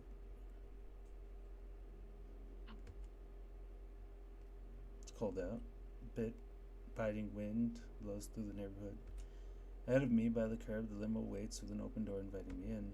The driver is by the trunk of the limousine, probably putting Olivia's chair away. We're all going to enjoy a luxurious ride to the formal together. No more room for us. Besides, not all is lost. Olivia and I will have a great night together. Despite the rocky start, I know it. Climb into the heated limo, taking the time to fully appreciate the high-quality interior. It looks just like in the pictures. Very nice. Plush velvet seats and mini fridge filled with high-quality sodas. A ride to the formal some would kill for. Olivia sits close to the front. I sit beside her and the door behind me shuts. I lean forward, opening the mini fridge and revealing the treasure trove held within. Olivia doesn't seem that impressed. She's back to just staring ahead like the last 10 minutes didn't happen. Hey, you alright? No. Why would I be? She doesn't elaborate further. She moves on. She moves one of her hands, revealing one of the dried acid stains on her dress. Man, he really just has no internal monologue, does he? No. Like, he can't think. He doesn't think for even 10 seconds. Man, is she okay? No, dipshit, she's not. You should be saying, I'm sorry. Maybe we should go to my house and just relax or something. I don't know. Something other than this.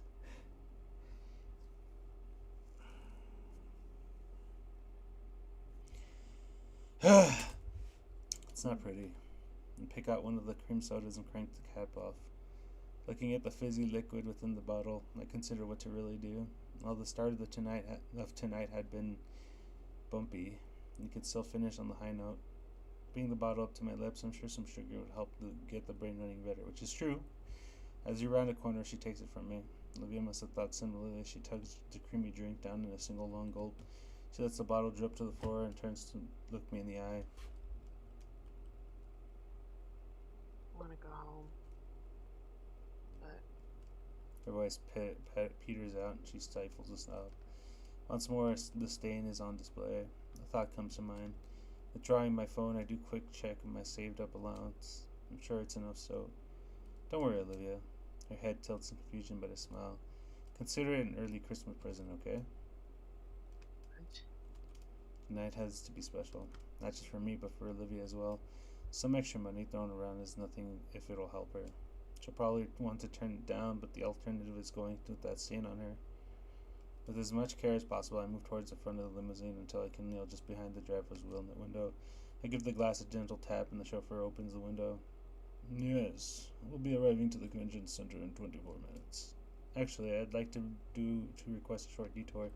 In the rearview mirror, I see him quirk his eyebrow. You'll be charged extra for gas at times, sir. I'm sure I have enough. It's fine. Did you take us to Penthesillia's? It shouldn't be too out of the way. Very well.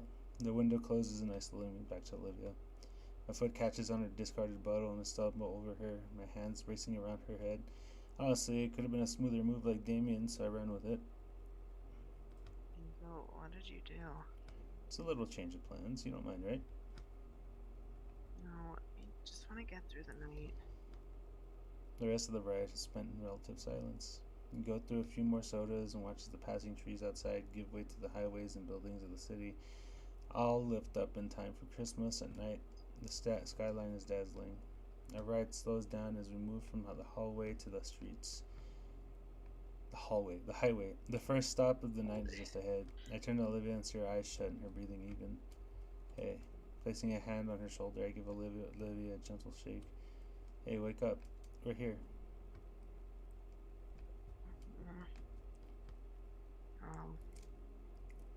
Where's here?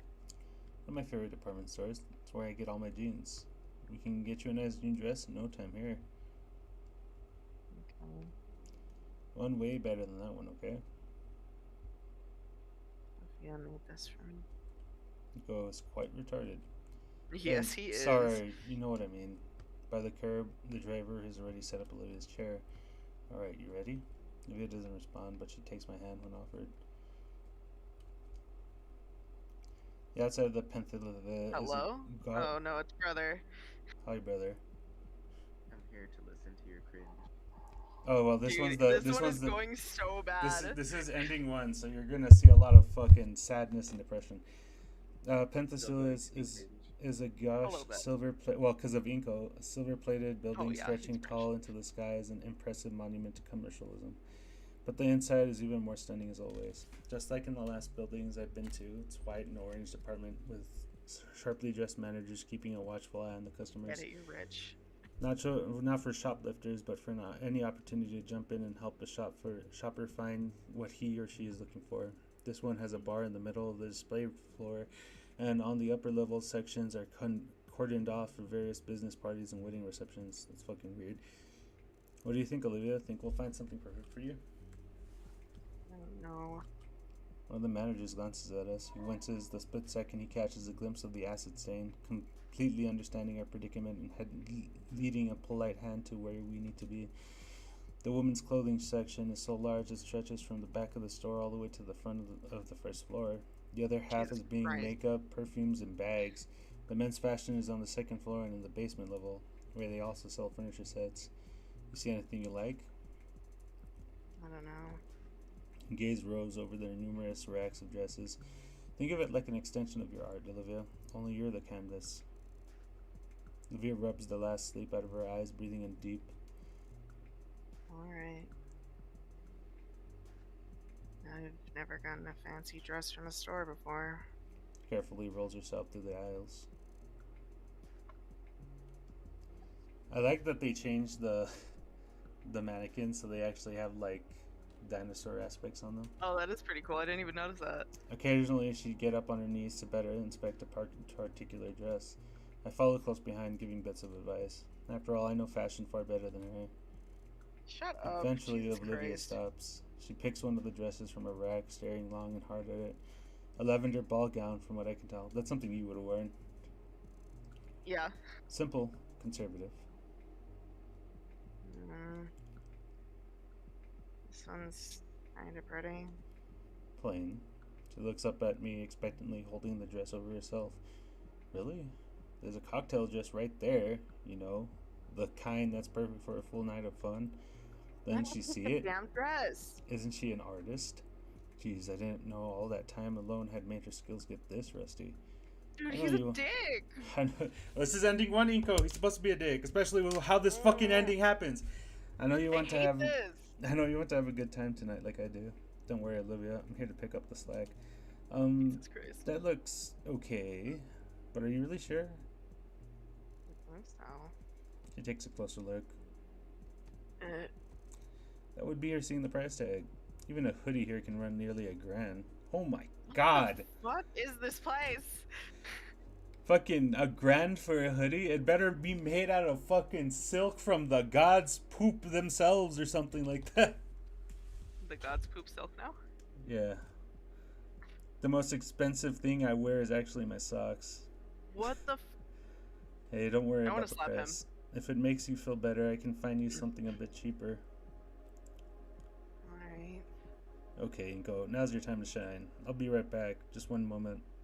I stride with a great purpose through the department, scanning everything for what would look great on Olivia, occasionally picking one up, seriously in my element. In moments, I return to Olivia with a careful stack of dresses. Well, It's gotta be one of these, I just know it. they all look pretty good. Which one? There's some changing rooms over there, come on. It'll be like you're giving me a little fashion show. I have to. I nod. She groans. Alright. Lulling her there, the sales associate pointed us to the largest of the rooms at the end of the hall. And all that's left is to decide on which dress. She tries each dress on and rolls out for me to see. They all look pretty darn good. I snap a picture of more than a few, making sure to get the cute smile of hers in each one. But none of them are really stopping me in my tracks. Yeah, Inko, this last one is. Olivia's shaky tone must be a good sign. Except Bro. the best one is the last on the pile, Olivia. He still hasn't come out though. Don't. Could you come and check then? I shrug and pull the curtain aside. Her little slippers. Yeah, it's because this one's super revealing. Like, Yeah, it no, doesn't have that's a lot for her. there's no straps. If she's not wearing underwear, you're gonna see everything. Especially since this is what she's gonna be. Like, this is the angle she's gonna be in 24/7 because she's in a wheelchair. Yeah, no. Oh my gosh. Ooh, yes. Satin finish, perfect fit. Really brings out all of Olivia's best features. Olivia, you look amazing. I think that's the one. You sure? This is a bit revealing. Have confidence, Olivia. Her head turns away, but that small, precious, and genuine smile of hers really finally returns after being missing for so long. I mean, she might still like it just for the fact that Inko is giving her compliments, but other than that, I think this is more like a one-on-one date. yeah. This is not going to our high school formal where everyone's gonna see me and they're obviously judging me because that's what high school all they do. This is so cringe. I was worried I'd never see it again, but just as it appears, the smile falls away as something gets caught in her gaze.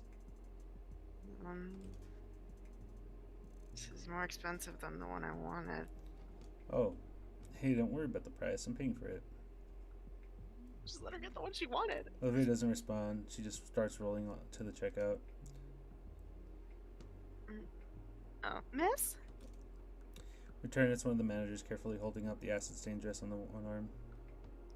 What about your old dress, miss? Throw it out. I don't care. Damn. He had a very high-pitched voice. He glances at me. I He did, nod. yes. All right. All right. He politely bows and heads off to dispose of the ruined cloth. Her gray eyes linger on the ruined dress until it vanishes around the corner. I hope this is worth it. You're gonna be pretty late. Yeah, we're taking a whole new meaning to fashionably late, aren't we? But no, we aren't that late. It's only been... That was an hour? Oops, guess we got a little carried away, huh? Yeah. I hurriedly pushed Olivia to the register, thankful that the cashier saw her harried expression and rang us up quickly. The limo is waiting outside for us, and in no time at all, we're speeding off to our true destination. The one thing that I hate about the animation style, I guess, is that things always switch sides. I mean, well, it's because that's the easiest way to do it. If they hate drew different sides all the time, it would be a lot harder. I suppose. This is a big game. I mean, Yeah, we've that's been true, I doing this guess. game for about what, like, if we actually count the amount of time that we've done it for maybe 5 days, and we're barely on the set of the first ending. That's true. Along the way, I finally have a moment to think. Finally, we're on our way to our big date hunt night. And once we're there, we'll have plenty of time to eat, dance, have made a Dakan speech. Oh crap, I nearly forgot with all the excitement. Hey Olivia, what do you have ready for the speech you're going to give to honor Dakan? Oh. I didn't do it. Didn't do what? Anything. I don't have a speech. The admittance sends a small chill through me. You don't? Nope. You said you would. I messaged you like 3 times reminding you. I know. And I didn't do it, okay? Oh man. I don't think Yadakon would care much either. Well, something heat up inside me. Can't she at least stick to her commitments? Okay. Irakan was our teacher, but he was really important to you. Bit of an understatement. You can definitely do this from the heart. Yeah, Just do this, Olivia. For Irakan and for me. whatever. Thank you. I know it'll be great. People will love you for this. For the rest of the ride, I leave Olivia to think about her speech. You know what? Ben could probably help her here as well, knowing him. Alright, we got a plan. This is going to be great. This is so bad. The shining moment finally comes as our limousine pulls into the open carport in front of the venue. We wait in deafening silence for another minute or so before the passenger door opens wide. Taking initiative, I step out into the open as the driver sets up the wheelchair with a flourish. The original plan was to have the ride be a set piece, and we'd wow the crowds waiting to get in with our grand arrival. Given how late we are, though, everyone's already inside. I ease Olivia into the chair gently. Have a good evening, sir, madam. Before the driver turns away, I shake his hand, palming him the necessary tip. The sound of the car door shuts behind me, and I push Olivia onward towards the convention center. Before I take Olivia's chair, I notice her pulling at her dress skirt. What's wrong? Her face is red and she's shaking. It's, drafty, is all. Yeah, I don't really notice how revealing something is until you feel wind start pushing against certain parts that you didn't really expect it to. True. Drafty? Her fists are by the leg slit, and I see that she's holding the hem together. Oh, don't worry. Once we're inside, it'll be just fine. That's not what she's worried about. I start to push Olivia to the fucking sign-in idiot. table, waving to the person manning it. It's Ben, who finally sees us approaching. Looks like you two made it just before closing. Whoa, Olivia, your dress. Looks good, right? Ben looks between Olivia and I before nodding and smiling a shaky smile. Yeah, it's fantastic, Olivia. You'll look great when you speak tonight. Oh, about that, I was planning to bring this up. Olivia actually didn't prepare as well as she could have. You know, from where I'm standing, I can't really see Olivia's expression, but Ben looks worried as he looks at her. Not to worry. Here. He pulls out a sheet of paper from his clipboard and hands it to Olivia. Her fingers quake as she holds it. From here, I can see it. Half the page is rough notes, and the other half is a completely pre-written statement. Contingencies for contingencies. This helps so much. I had a feeling something like this would happen. That should help, Damn. Olivia. Her head bobs, but she remains silent. Hey, Ben, about candid photos? This time I'm cut off by Ben. That's fine, Inko. And between you and me, the best place for shots is from the second floor. Thanks. Olivia and I are finally signed in, and Ben begins to help the last of the other late attendees. We move past the check-in, venturing deeper into the halls of the venue. Ahead of us, an open set of double doors leads to the main hall. To the side we enter lies several rows of occupied messy tables. The other half is reserved for the dance floor. And on the far side, a large stage for live performers. The dance floor is alive as pop music has started playing from wall-mounted speakers around the area. Where are the wall-mounted speakers? They double as lights. Oh my god, that would destroy the wiring. Now that we're here, I didn't think they'd take the winter parts literally. Drapes of white and light blue hang from along the walls. All the table centerpieces look like crystalline statues shaped into snowflakes. Even the large chandelier hanging above the crowd seems to have drooping icicles dangling from it. I want to see that! Where is it? Above us is a giant glass ceiling that opens into the night sky. That is the coolest thing about this. Right. There's too much light pollution to make out any constellations, but the moon is really pretty. An image comes to mind immediately. Lights dimming, music slows to something soft. The only real source of light is the moon hanging over us. A true moonlit dance. I wonder if I can make that happen. It would be nice. This isn't the only room, of course. Off to the sides in several directions are doors that lead to other halls and rooms. Olivia is looking around at the other exits too. Well, we made it. I'm a big fan of the music. I was expecting some kind of mood-killing Christmas music. What about you, Olivia? Yeah. Maybe we should hit the dance floor. Oh, wait. I want to get a few photos before anything. This will be a night to remember for sure. Bingo. Huh? The memorial. Oh, you want to go there first? Olivia nods her head gently and starts to push herself to one of the side doors. I let go of the camera hanging around my neck, walking with Olivia while we start to search for the memorial. Man, it looks so much more bare without that photo at the top. The memorial room isn't hard to find. It's a smaller room, well lit and with little furniture. On the far end, a framed picture of Iadakan and some of his old pictures from his classroom. Some of them, some from him, some from his students. There's The a few pictures others. changed, huh? I can't tell. We'd have to go back. Maybe? I know this one in the bottom right is the same because that's one of his. There's a few other students here paying their respects. Olivia taps my wrist with her tail and I let go. I walk alongside her as we approach the portrait. I wonder when this was taken. It can't have been that long ago. He looks just like he did earlier this year. Been standing here for the last 10 minutes. It's good to mourn a teacher as great as Iadakan, but Olivia is just staring blankly at the memorial with a broken expression. In fact, it's eerily similar to her reaction when Ben and I found her after the school told everybody. How long has it been since then? I noticed Olivia's hand resting idly atop the wheelchair armrest and placed my hand over hers. Are you feeling okay? She shakes her head in response. We can't stand around here all night, Olivia. Do you want to go eat? She lowers her head. Just a bit longer. I mean, the thing is that she never got her time. Yeah. She never had the ability to mourn. I watch Olivia purse her lips fiercely, fighting the urge to cry. After another minute, though, she seems to gradually return to normal. Let's go.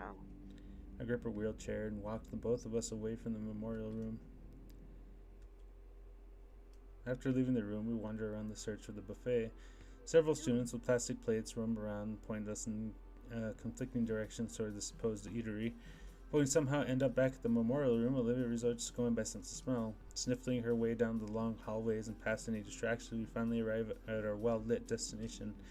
The sight is enough to make Olivia's jaw drop a bit.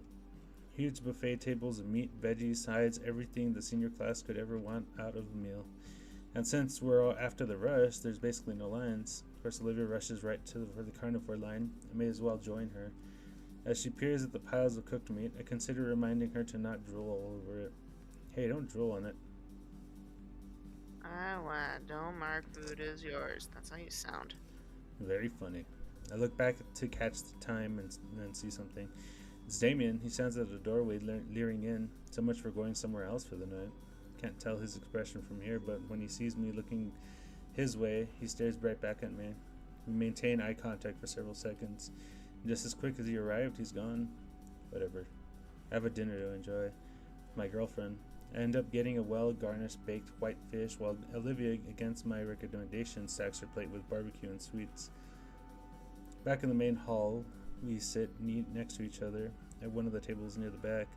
Olivia is really going to town on that sack of ribs. How long has it been? She's really eaten something. I wait patiently as she continues her shameless display, only occasionally handing her a few fresh napkins. I use the time to look around the main hall. It doesn't take me long to notice the photography set up on the far side of the room. It looks like some staff member is taking pictures of couples and bachelors alike.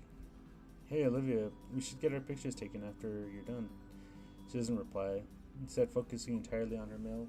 Now that I think about it, though, I have my own camera. We could just take our own pictures together.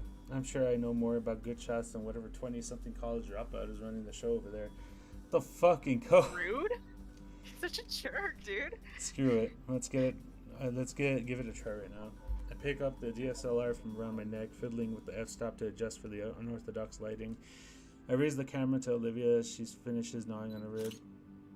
I snap the photo before she even realizes what's happening, and I look down at the display to witness my handiwork. The subject isn't perfect, but I think it's... Seriously? Can it wait? What? I'm just messing around. Can you let me do anything in peace? Relax, nobody's going to see it. She grumbles adorably as she chucks the plate into a nearby trash can. I look down at my plate, pretty full, but it's only about half empty. She sits in silence in a few more minutes, having also seen my plate. Are you gonna finish? As Olivia's voice trails off, I watch a tense expression cross her face as she lowers her head. Hey, what's wrong? The sharp whistle cuts my date off before she could answer. Turning around, I see it's Mia. In a dress. Surreal to see her dressed up, but it's a pretty big event. I wave to her as she struts casually up to us. Simple cordiality, and hopefully Mia returns it tonight. Well. If it ain't my favorite pair of geeks. What in the hell are you up to? Getting ready to take pictures. Why? Olivia rubs her wrist, staring holes through Mia. Oh, nothing. I'm just famished and figured my new best friend would be willing to share a bite, yeah? Oh, sure. Here you go. Oh, how nice. How are you holding up on this lovely winter night? Olivia's head jerks my way and leans close. What is she doing here? No, don't worry. We're cool. You're her friend? Since when? Didn't I tell you? We worked everything out. I didn't think you were serious. What's wrong with you? It's called being diplomatic, Olivia.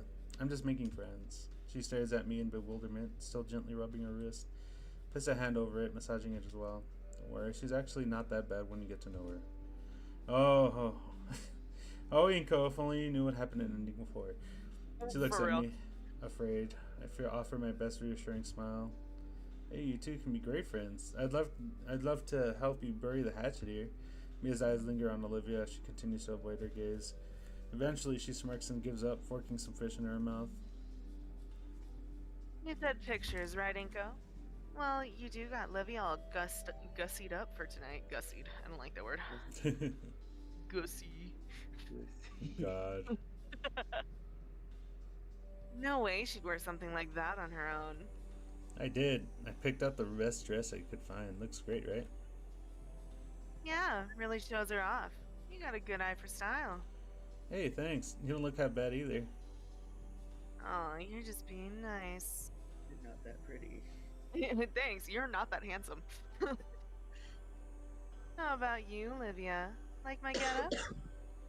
You both turn to Olivia, who now stares down at the table with narrowed eyes. Come on, Olivia. She looks nice, right? I catch a faint glimpse of a scowl before deciding that prodding her might not be a great idea.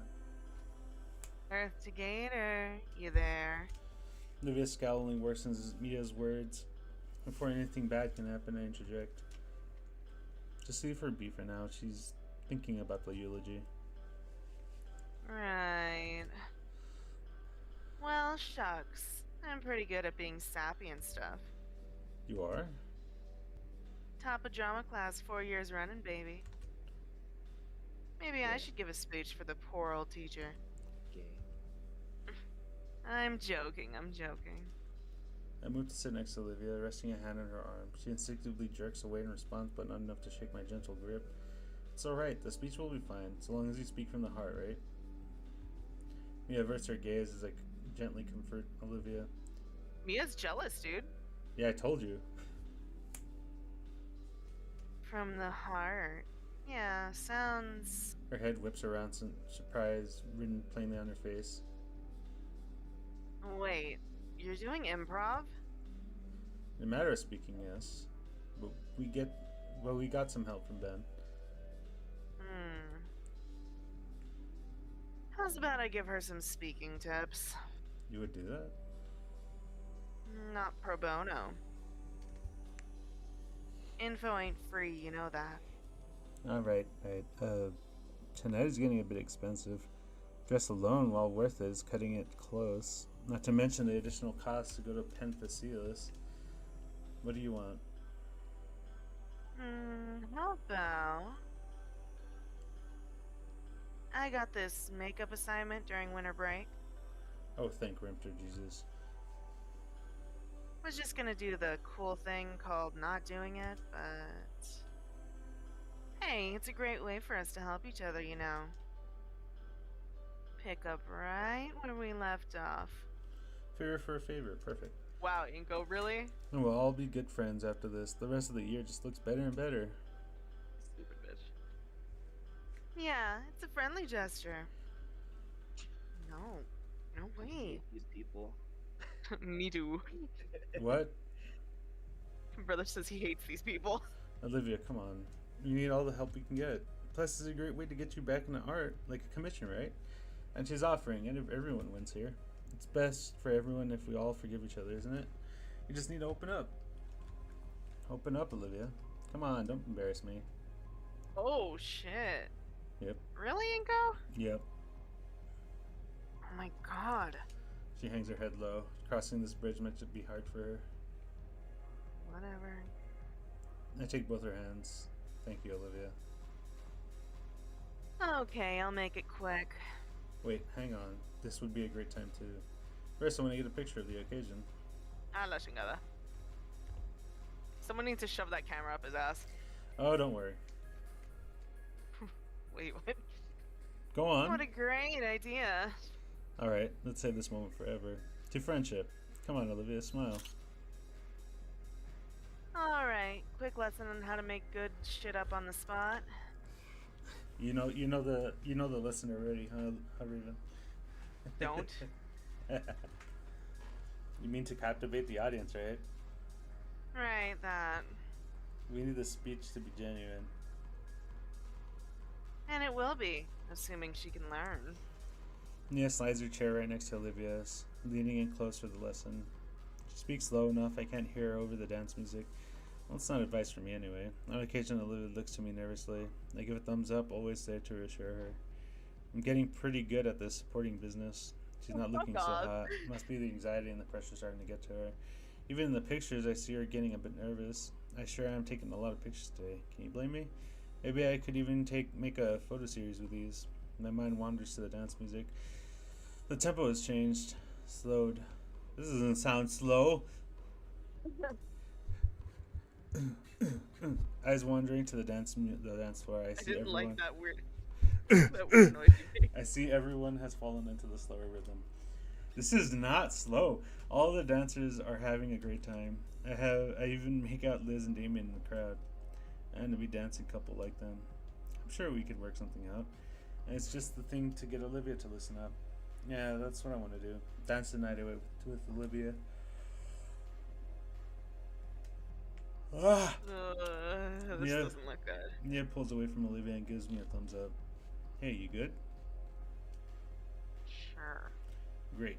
Thanks again, Mia. Don't forget my assignment, Inky. Oh. Yeah. You can go now. Please. Hey, Olivia, how'd you like to go dancing? Olivia brightens at the idea, but I'm not sure if it's to really go dancing or just to get away from Mia. Yeah, I would. Yeah, been looking everywhere for you. Ben casually approaches our table and quickly takes notice of Olivia and I. Inko and Olivia too. I'm glad to see you three are on speaking terms. Yeah, it's great how friendship blooms in unlikely places, isn't it? Yeah. I'm really impressed, Inko. You're doing great, man. Ben's gaze falls on Olivia, who bears an even deeper scowl and now has her face buried in her hands. Oh, is she alright? She's not feeling well right now. Alright. We're about to hit the dance floor together. Well, hold on. I actually need time to prepare for the eulogy. What, right now? Well, yeah, I don't want anything bad to happen, especially since this is a big event and all. Come on, Ben. We were just about to dance, and plus I still have a few more photos I want to... That sounds like a good idea. I'll go. I turned towards Olivia and Shot, who seems to have miraculously recovered from her bitter mood and now glances at both of us with a fierce gaze and a shaky smile. Yeah. Let's go, Ben. I want to prepare some more. But why now? We still have to... What's up with this rock Christmas music? It's in Christmas right now. I get that, but he was just saying that they weren't playing Christmas music. Yeah, they weren't. They are now. Alright. No. Right now. I want to go.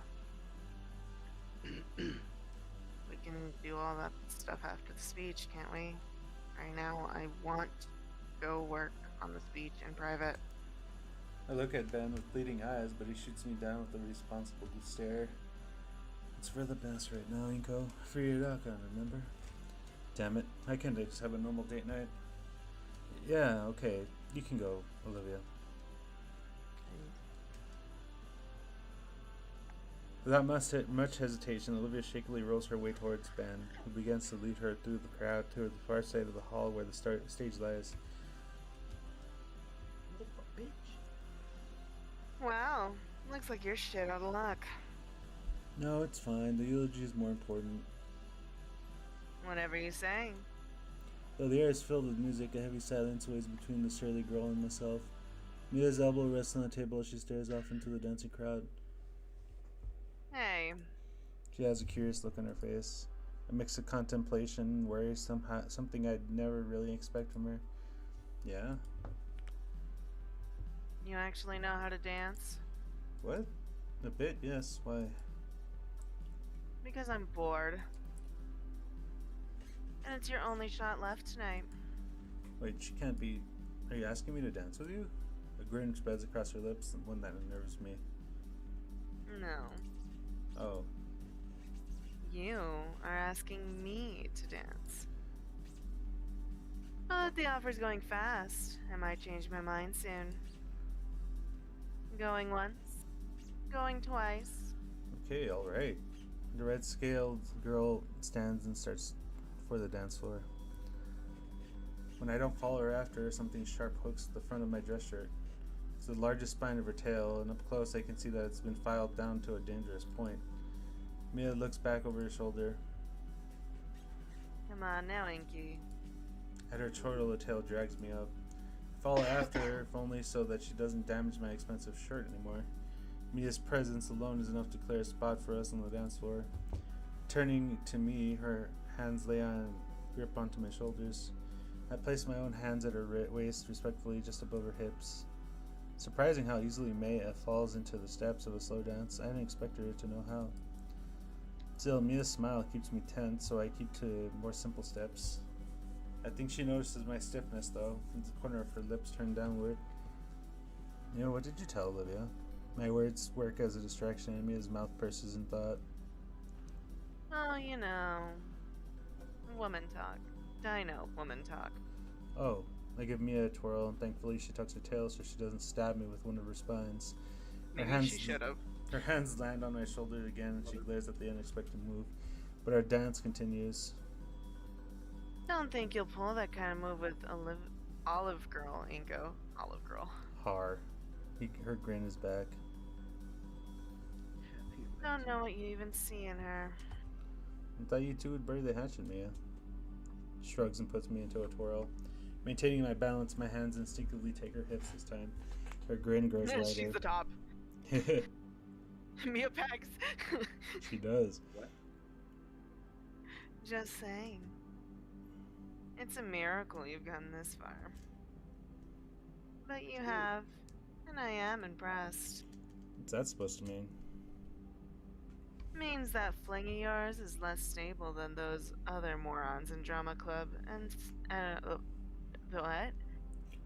One day sober. Means that fling of yours is less stable than those other morons in drama club one day sober. Everyone can see it, plain as day. don't think we're a good couple. Like hell I do. That bitch is delusional. Has no idea how the world works. She's picked her fantasy, and she's mad about reality every time it rears its ugly head. It wouldn't surprise me one bit if you told me she hasn't drawn a thing since old Teach kicked the bucket. Go on, has she? See, it's a tantrum. She's a toddler lashing out and screaming for attention that she says she doesn't want. It's boring. I may be that bitch, but she's just a bitch. And it's only a matter of time before she throws you out too. You following? I don't think you're right. Olivia's doing fine. We're having a great date night. It's because it could be better doesn't negate that. I pretend the chord she struck a whole tune. I pretend the chord she struck a whole tune with doesn't exist. You don't got to, but don't say I didn't warn you. I guess it would suck for both of you if I, of all people, got how she ticks. So pay no mind to little old me. Then I won't. She's just trying to get to me. We'll make it work. I know Olivia far better than her. When the song ends, Mia lets go of my arm and adjusts her dress. Well, damn. Looks like you can dance after all, human boy. Impressive. Thanks. I'd better get going. She turns and struts off before I can respond. Sure, see ya. What does she know? Whatever, I'm out of here. Looking at the clock, the eulogy's in another 15 minutes. Guess I'll look around and find a good vantage point. Somewhere to really capture the speech. Maybe I could even record it. I don't even own a microphone attachment for it. There's some stairs I wanted to check out. There's got to be for those balconies that go around the dance hall. They're a bit of a distance away down the hall from the exit. There's even an elevator here. Climbing them, I find my guess was completely right. The view from up here is pretty great. You can see the whole room all at once. The masses of dancing couples on one end and the dining tables near the other. The music is petering off now. Setting my camera case on the floor, I start setting up for the perfect shot. Monopod extended, 200mm lens attached, ISO and f-stop set to account for the dimmer lighting, and focused. I'm all set, and just in time as Ben takes to the stage to start setting up. Inko! I was so busy getting my camera ready I hadn't heard him approach. I didn't really turn to look at him since I still need to keep my camera positioned. Saw you from below. Damien? Inko, look. Can't. Have to keep this stable. Inko! The sigh, I turned my head to look his way. As long as I don't move a muscle, it should be fine. What is it, Damien? About earlier. At my place. That whole mess. It's about Olivia. Of course it is. You said enough about her, Damien. He growls at my words. Inko, Olivia isn't well. Not him, too. I'm worried about her. She hasn't been herself for so long now. I tried to help her. She's shutting everyone out again. This time I don't think she'll even try to listen to anyone except you. Been worried. I want to know what you think of all this. Can anything even be done? It's like she was back before the start of the school year. Worse even, she's not even paying. It's a complete relapse and then some. How do you even come back from that? Been trying for years and it hasn't worked. Clearly, it's not a problem that can be solved from the outside. I get that now. What solution even is there? It's not a lack of support, just determined to drag herself down. If she's just pulled herself up and stopped lashing out, that's one thing that's not happening. That really does just leave you. I want to pinch my brow, but that would mean letting my DSLR fall, opting for the next best thing I roll my eyes. Do you think I haven't been trying? For fuck's sake, this whole night I've been doing everything in my power to make it unforgettable for her. Fuck the formal, Inko. Olivia needs some actual help. I know. I've been trying all night. Looking back down at the stage, Ben started his own speech.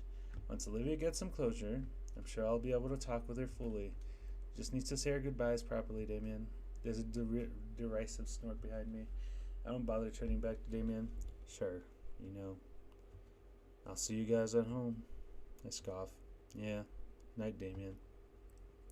Behind me, the double door slams shut. Thanks for the vote of confidence, prick. Ben has finished speaking. The crowd gives some polite applause. The next person on stage is Lunara, the striped raptor from the Culture Club. She's passionate, but I can tell the crowd is starting to wince at how optimistic she is considering the subject matter. Finally, Olivia. She rolls on stage slowly, looking back nervously as a blue hand shoos her forward.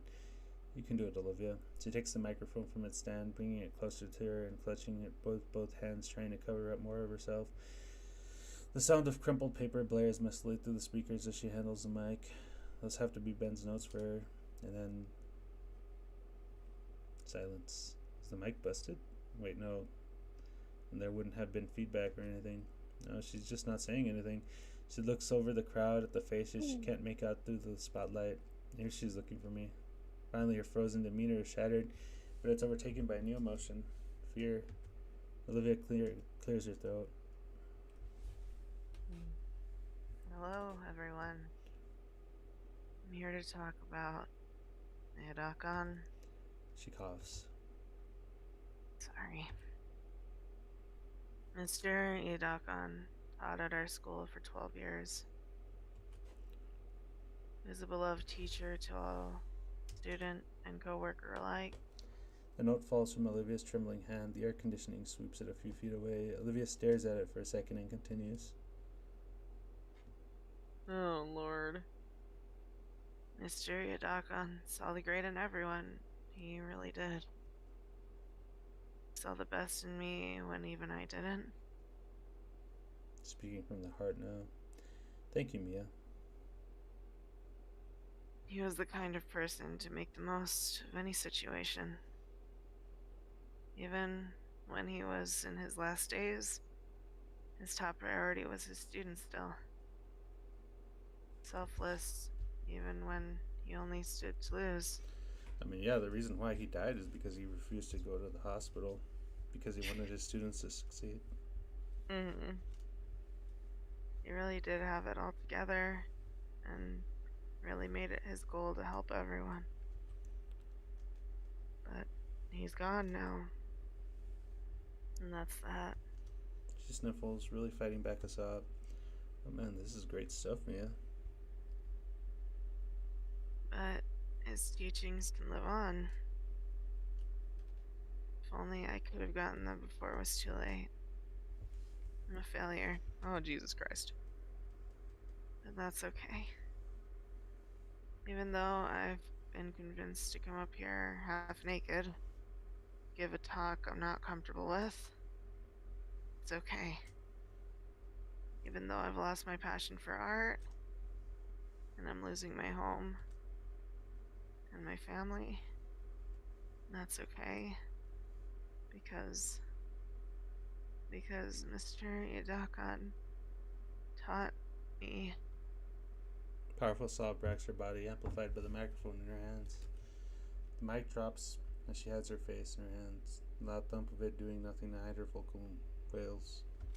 The lighting, the bitter emotion, the way she's framed by the stage and the audience, it's a modern Renaissance painting. Oh, gee, God. My camera Shut up. self-voicing disabled. Press the wrong button. My camera's What the shutter fires fuck? off constantly as it captures every millisecond of Olivia's performance. Already names for this series flashed through my head just as fast as my camera. I could probably even publish these to a gallery, drawing my eye from the viewfinder I take in the whole scene to fully appreciate Olivia's act down below. The room is silent now. Even Olivia. Her head is tilted back. That is a terrifying picture. Yeah, and her eyes are locked on me. That look from her it tears my heart brutally. This isn't an act. I thought Mia's advice was, even from here, I can see the emotions that are still displayed on her face. Anger, sorrow, betrayal, and yet my finger pressed down one final time. Olivia's pain forever immortalized within my camera. Final click of my DSLR seemed to echo throughout the hall. The movement is still until it wasn't. A loud clattering echoes through the room. The mic lays abandoned on the floor as Olivia rushes off stage and out the far exit into the halls. This isn't good. She's taking this the wrong way. She can't be alone right now. I need to help her. I turn and hands violently pull me by the shoulder, tossing my back and onto the ground. I think it was supposed to say me back. Yeah. For a split second that I could still see her, Olivia turned on stage and fled. I instinctively checked my camera to make sure it's safe. The same hands that thrown me grabbed my jacket's lapels, hoisting me off the floor and forcing me to face with, "What the fuck was that, Inko? Go of me. I need to find Olivia." "That's not happening. How about I kick your ass instead?" He throws me back, positioning himself firmly against both exits. "Damien, you can't do that." "Shut the fuck up. Give me one reason not to shove that camera down your throat." "What the fuck was that picture?" His thrills are completely flared open, and an acrid spittle flies out with each of his shouts. "You wouldn't get it." No, I get it perfectly. You think you're an artist. How could you do this to her, man? You brought her out of her shell, only to shove her back in." "Damien, calm down. You're letting her bring us down." "No, she's not the one bringing you down." He lets it sit for a moment. "Let me get to Olivia." "No, not a chance in hell. You and her? Over." I lean over, looking for any way to get past him. "Hey, don't make me kick your ass more than I'm already going to." "There won't be any of that. Good thing I have sunglasses." I bring the camera as close to Damien as I can before setting the flash off on his face. Shit! I start barreling down the balcony past him, finally making it by. An iron grip yanks me back by the neck. He's grabbed my camera strap and rips it off with another tug. "Fuck this camera!" "Don't." It's too late. The camera plastic is hissing in protest as it's dissolved by the acid. Damn it, all that work gone. Olivia's smiles were all in there. I couldn't save them. "And fuck you!" He spikes it down over the balcony onto the floor, 30 feet below. I hear it smash into pieces and the battery explode. Jesus Christ, that's right, the acid battery. That's not good. And I'm left leaning over the balcony, reaching for it. God. Jesus Christ. I swing back towards Damien, going for a sucker punch. It's effortlessly countered, and first goes straight into my eye. Shit. Cascade of stars invades my vision. I'm left leaning against the balcony. Holy shit, this hurts. I'm probably bleeding. His hands are rough. Damien raises his arm for another swing. Oh fuck. But the second hit never lands. Oh shit. He's caught Damien's entire arm in one hand. "There'll be no more of this." Damien snarls at the wail. Ferris' response is a simple squeeze of his hand that pops Damien's elbow. Wow. "I'm disappointed in both of you." On the floor below, the lights are flipping on. The event is over. Ben glares up at us from the mic, having given a last-minute send-off he wasn't expecting to do. "Just stay put until everyone's gone. Then we'll talk." As much as I'd love to, my mind is set on only one thing right now, above all else, Olivia. And he just opened the way. "Hey." I sprint past, finally free of both of those idiots. "Olivia, please be okay." Oh my god, I skipped that by accident. Oh. "Please be okay, I'm coming." It's like I'm coming to our rescue. Yeah, I'm coming to your rescue.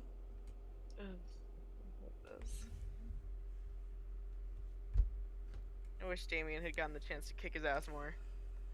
Hi, Gut. It's okay, Gut.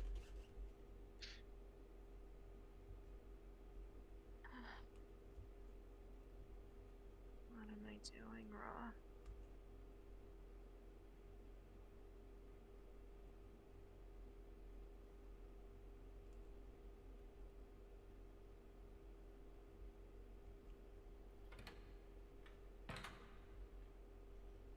Olivia, you're okay. Thank God I found you.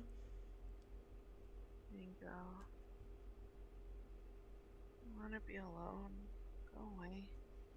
What are you doing up here? Go away. What's wrong? Are you blind? What isn't wrong? You heard me before. I'm losing everything. I failed, Iadakon. Let out a deep sigh. Honestly, with what happened on that speech, I felt like Damien could convince his parents that she needs help and everything's gonna be okay. Yeah, honestly, I think she needs therapy. Yep, very much so. I let out a deep sigh. Yadaka on this, Yadaka on that, all the time. I'm sick of hearing it at this point. He's Off. gone. Why does this need to affect our date night? Oh my god. It only now occurs to me how close she is to the edge, and my gut churns. Why is she up here? I'm scared. Why are you up here, Olivia? Were you here to... Like, I was not. You were! Olivia, you're in a dangerous position. Please, leave me alone. Can't be alone right now. You need someone. You need me. Leave! She sobs that last one out. She's back facing the other way, staring up at the night sky. I give her a moment to let it all out. I place a hand on her shoulder to let her gently know I'm here for her. She tries shrugging it off. Saw you. That picture. It's just too much. Made me realize things. Things about you. Olivia, please understand it was beautiful. You were beautiful. What's wrong with you? She doesn't respond further.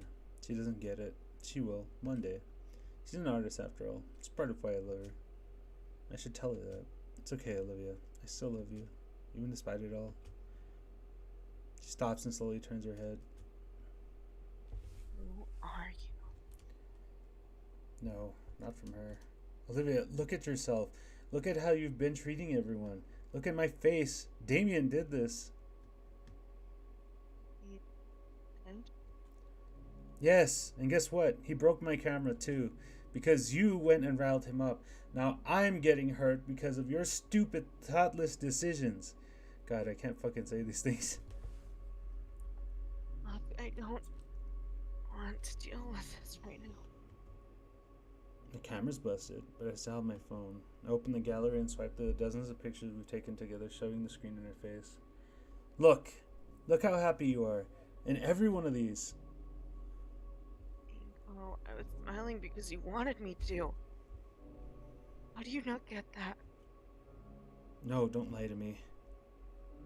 Inko, I did that because you told me. Didn't you want to have a good night? Inko, I've just been doing what you want. You had me go on that fucking stage with my tits out and left to go God knows where taking fucking pictures.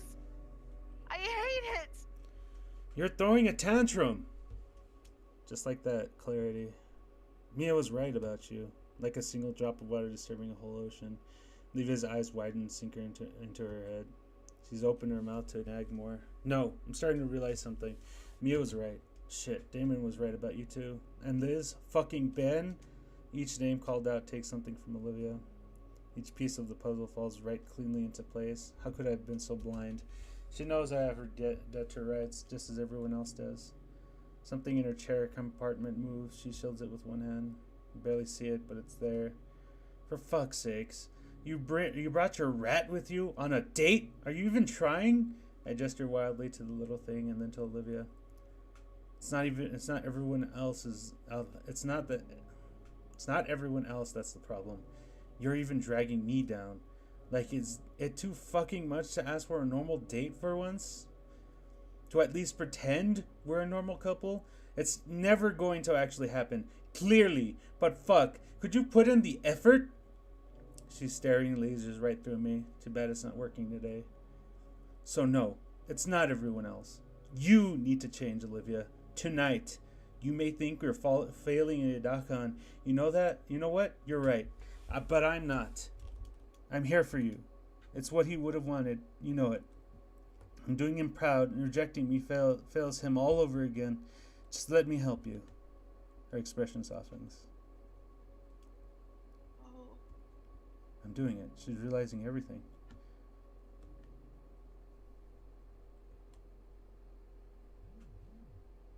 I hate you. Her words bore through me, striking me precisely at my core. Air escapes me, as though Olivia's words were a noose tightening around my throat.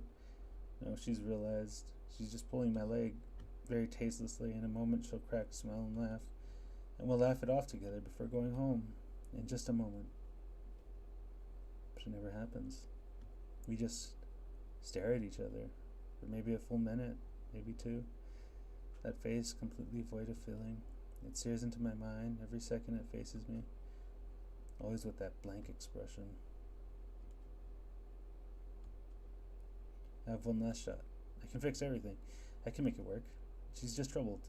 Everything tonight is cold, scary, threat of losing everything. I don't blame her for lashing out, for saying things she doesn't mean. Hey, hug it out? Disgust. Olivia gives up and starts rolling to the elevator near us. I won't let her give up. I step in front of her with my arms spread.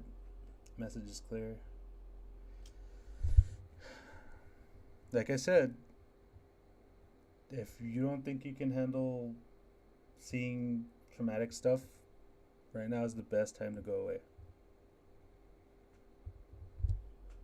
The message is clear. Hug me, Gary girl, and we'll work this hell out. The message goes ignored as she tries to maneuver around me. I step in her way and lean closer, my hands finally landing on her.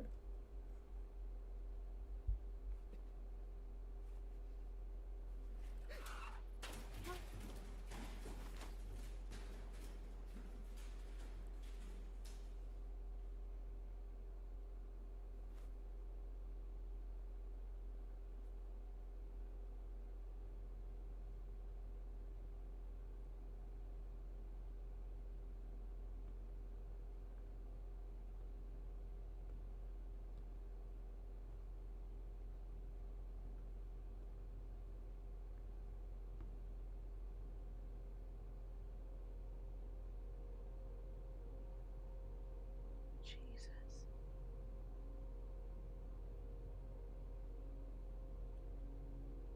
It wasn't my fault. Don't expect any more thoughts, any more explanations or eloquent descriptions. That was my only one that night. Some time later, they returned to me. I don't know how long some time is, only that it's later. I'm not in the convention center anymore. I haven't been in ages.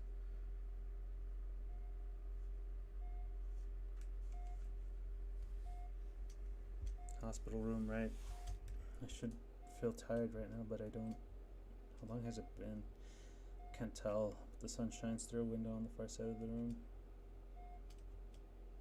Trying to check my phone, I see it's still out of battery. Just like the past 10 or so times I've checked. My thoughts are muddy, haunting. I don't know if it's the lack of sleep or what I saw. There's a hum in the air right now though. The electric sighs of the nearby equipment. I don't know any medical mumbo jumbo. I won't pretend to. It's bad, alright? The pains were here too.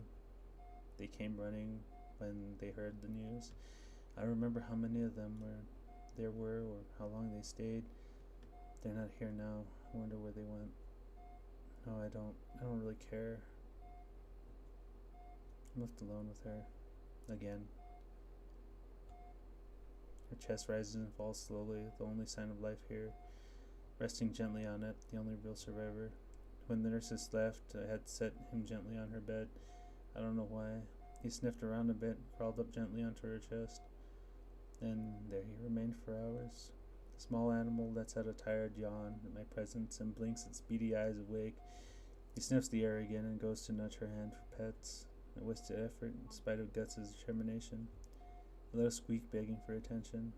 My arm is leaden as I reach for him. I could at least provide him some Vermin! Wait, it's just her pet rat. Excuse me, are you a relative? No, I'm her boyfriend wait. and I brought her pet rat. My fucking sound cut off. God damn it. Let me get on my phone. Okay.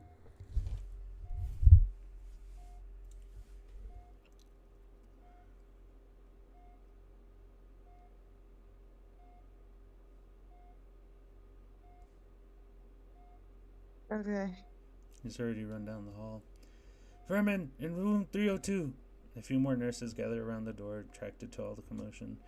Does this guy just have a phobia? Where's the janitor? Get him here now! Just your pet rat. The entire floor is in uproar. No matter, facility hasn't had a run problem in over 3 decades. Hey, let me through. You guys are going too fast. Everyone's being such a pain. Shortly after, an elderly man with gloves brushes past. He grunts when he sees Guts and yanks him up by the tail. Hey, you can't take him, that's... Out! Get it out! Throw it out back! On the way out, the janitor rushes past me.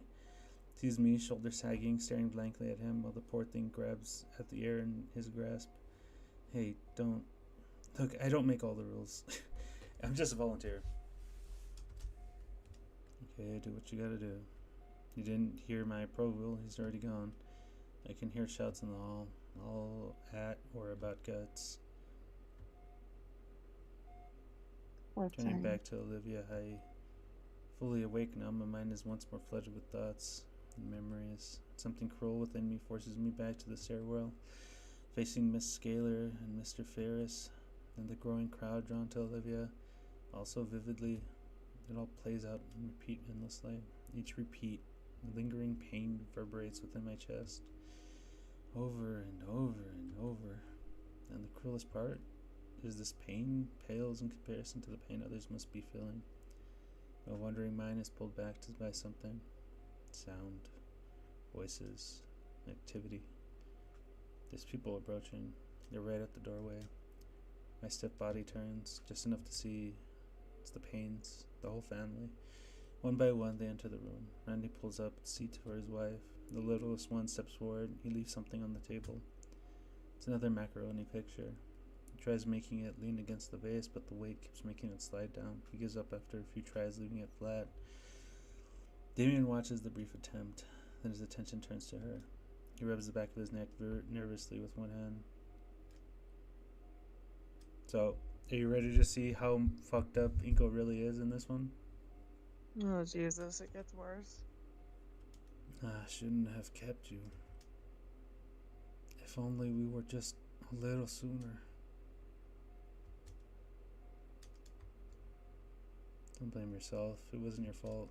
He nods, still not looking at me. Don't be blaming yourself either, okay? Thanks. Motherfucker. Damien takes a seat. There's not really anything else left to say. The room is full, but the only sounds come from the medical equipment and movement outside. Footsteps. Damien's folks turn their heads to the door. I follow suit.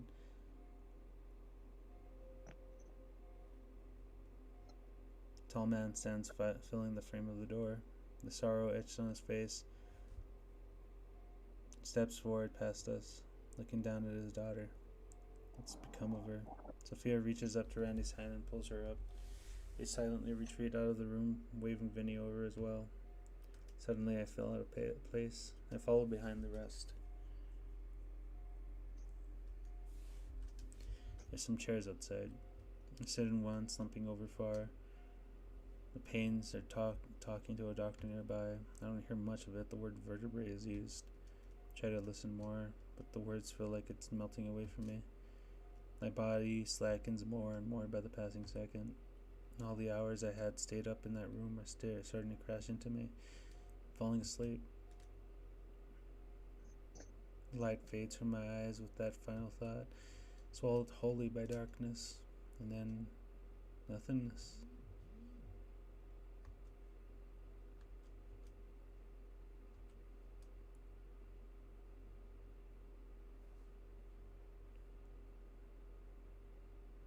I don't know who's speaking. Just do it. Huh. Sir? Sir? Thoughts coalesce. Hallway, nurse, hospital. Eyeing the clock nearby, I see that it's already past noon.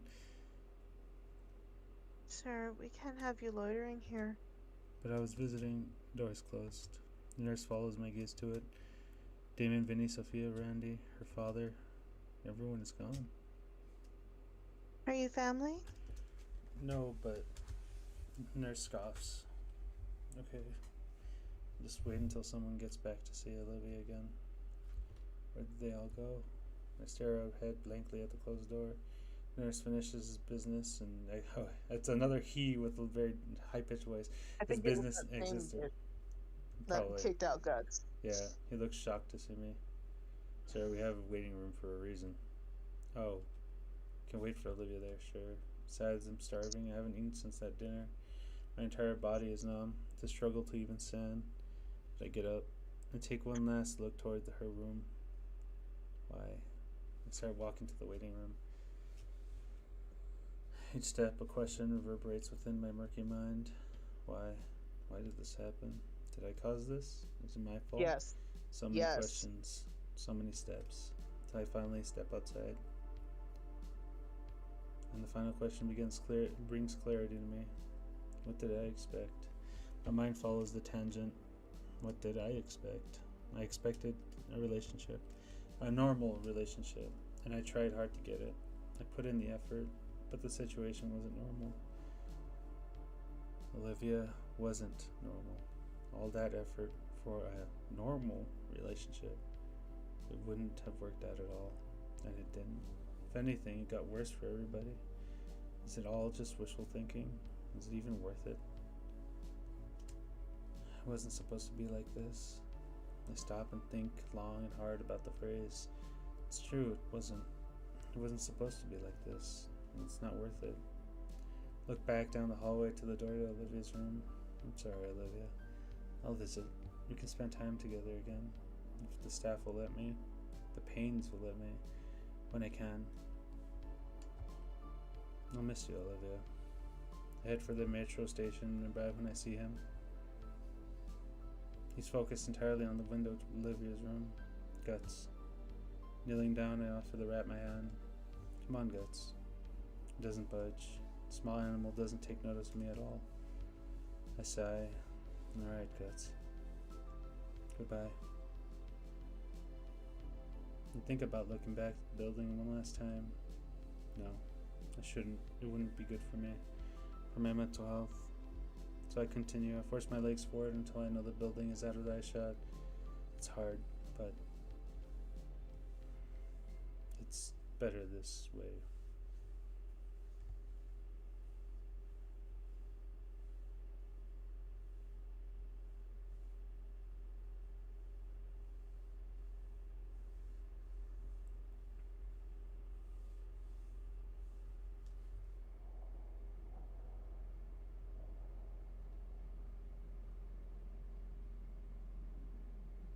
So, think this Jesus is worse? fucking Christ. Do you think this is a worse ending than ending 1 of Snoot Gang? It's kind of hard to compare the two, if I'm being honest. Yeah, because it's completely different things. But from what it looks like she's probably going to be even more disabled than she was before, even if she does make it out of the coma. Because Well, they're they talking said about her. vertebrae, so I'm assuming that she's completely paralyzed from the neck down and in a coma, so that's great. Yeah. Jesus Christ.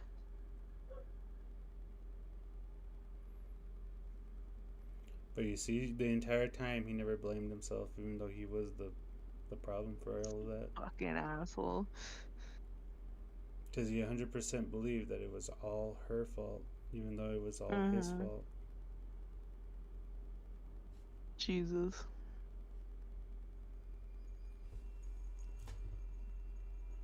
And then that compared to ending 4. This is depressing.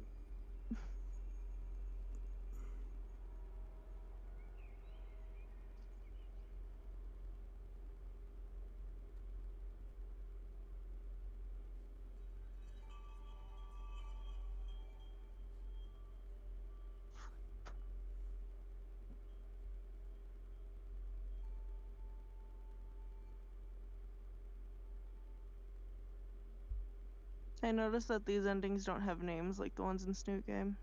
Yeah. I would like to consider that one creating a monster.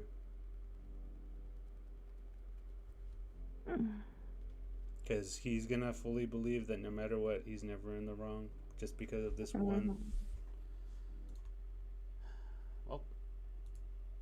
I guess that's it.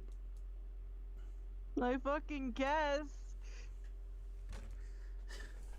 Well, have fun stewing with that one, YouTube. Yeah. Ugh. This, like I said, the endings on this one are wildly different compared to the Snoot game. What do I you don't think? feel very good. In what way? You said after we did that ending, you would go back to the happy one. Oh, do you want me to do that? I can do that real quick. Please. Let's have which one do you want? You want to have the dance again? Yeah. Do Okay, the dance again. Is brother still in the chat? No, he left a while ago, bro. Why did he leave? He got bored. Oh wow. Because you realized that it was actually a serious moment, so he couldn't be a brat about it the whole time. Alright, let me see. I gotta make sure the stream is actually showing the thing. Okay, after that, we get to have happy moments, because that wasn't the true ending, guys. That wasn't the true ending. Here we go. This is the true ending, guys. Come on. Can you show it to me too? Oh, I forgot. I'm sorry. Give me 1 second. I stopped streaming because I closed it. I'm sorry. Hold on. Here you go. Thank you. This is the true ending, guys. Don't forget. What happened in that was just a fever dream. A fever dream of guts. It's just a bad dream, guys. Still a bad dream. You know, someone wanted to make a mod where Fang remembers all 4 endings. That sounds terrible. When she sees Inko or Anon for the first time, she's like terrified. Understandable. It's okay, guys. Everything's better now. Look, see, it's happy times. I'm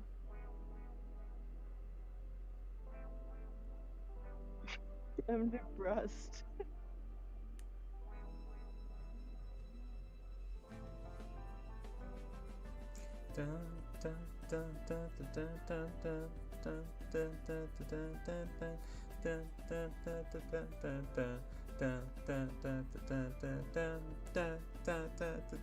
We get it, you like this song.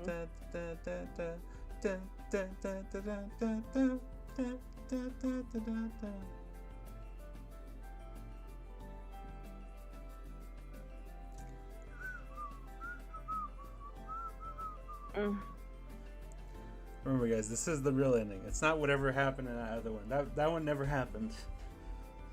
The other one was just a really bad dream. It's okay. It was a dream Inko had, and that's why he's such a good boyfriend in this one. Yeah, so true. That's why he says he doesn't want to watch those fucking videos anymore because he has no interest in them anymore. After he had that dream, he's just like, I can't watch those anymore. Fuck that. I don't want to be that. Jesus Christ, that was so bad. I'm exhausted. Me too, Inko. Me too. That's why I saved that. Or like this right here. No. Load. Thank you. See? Everything's fine. Okay. Even leading up to the bad ending, dude, I was fucking... I knew my breathing was hitching because I was just like, I don't want to see it again. Anyways, you guys want to see it again? Let's get... No, please. Okay. Goodbye, YouTube. Goodbye, everyone. Next time, for sure, we'll get the last 2 endings, and then we can finally get the true ending. Yippee. Trust me. At least the second one and the third endings are not sad in the same way. They're like, man, that's kind of sad. You know what I mean? Okay. Like even the second ending, like in Snoot game, it's fixable if both parties try. But it's so sad. Okay. Goodbye. Goodbye.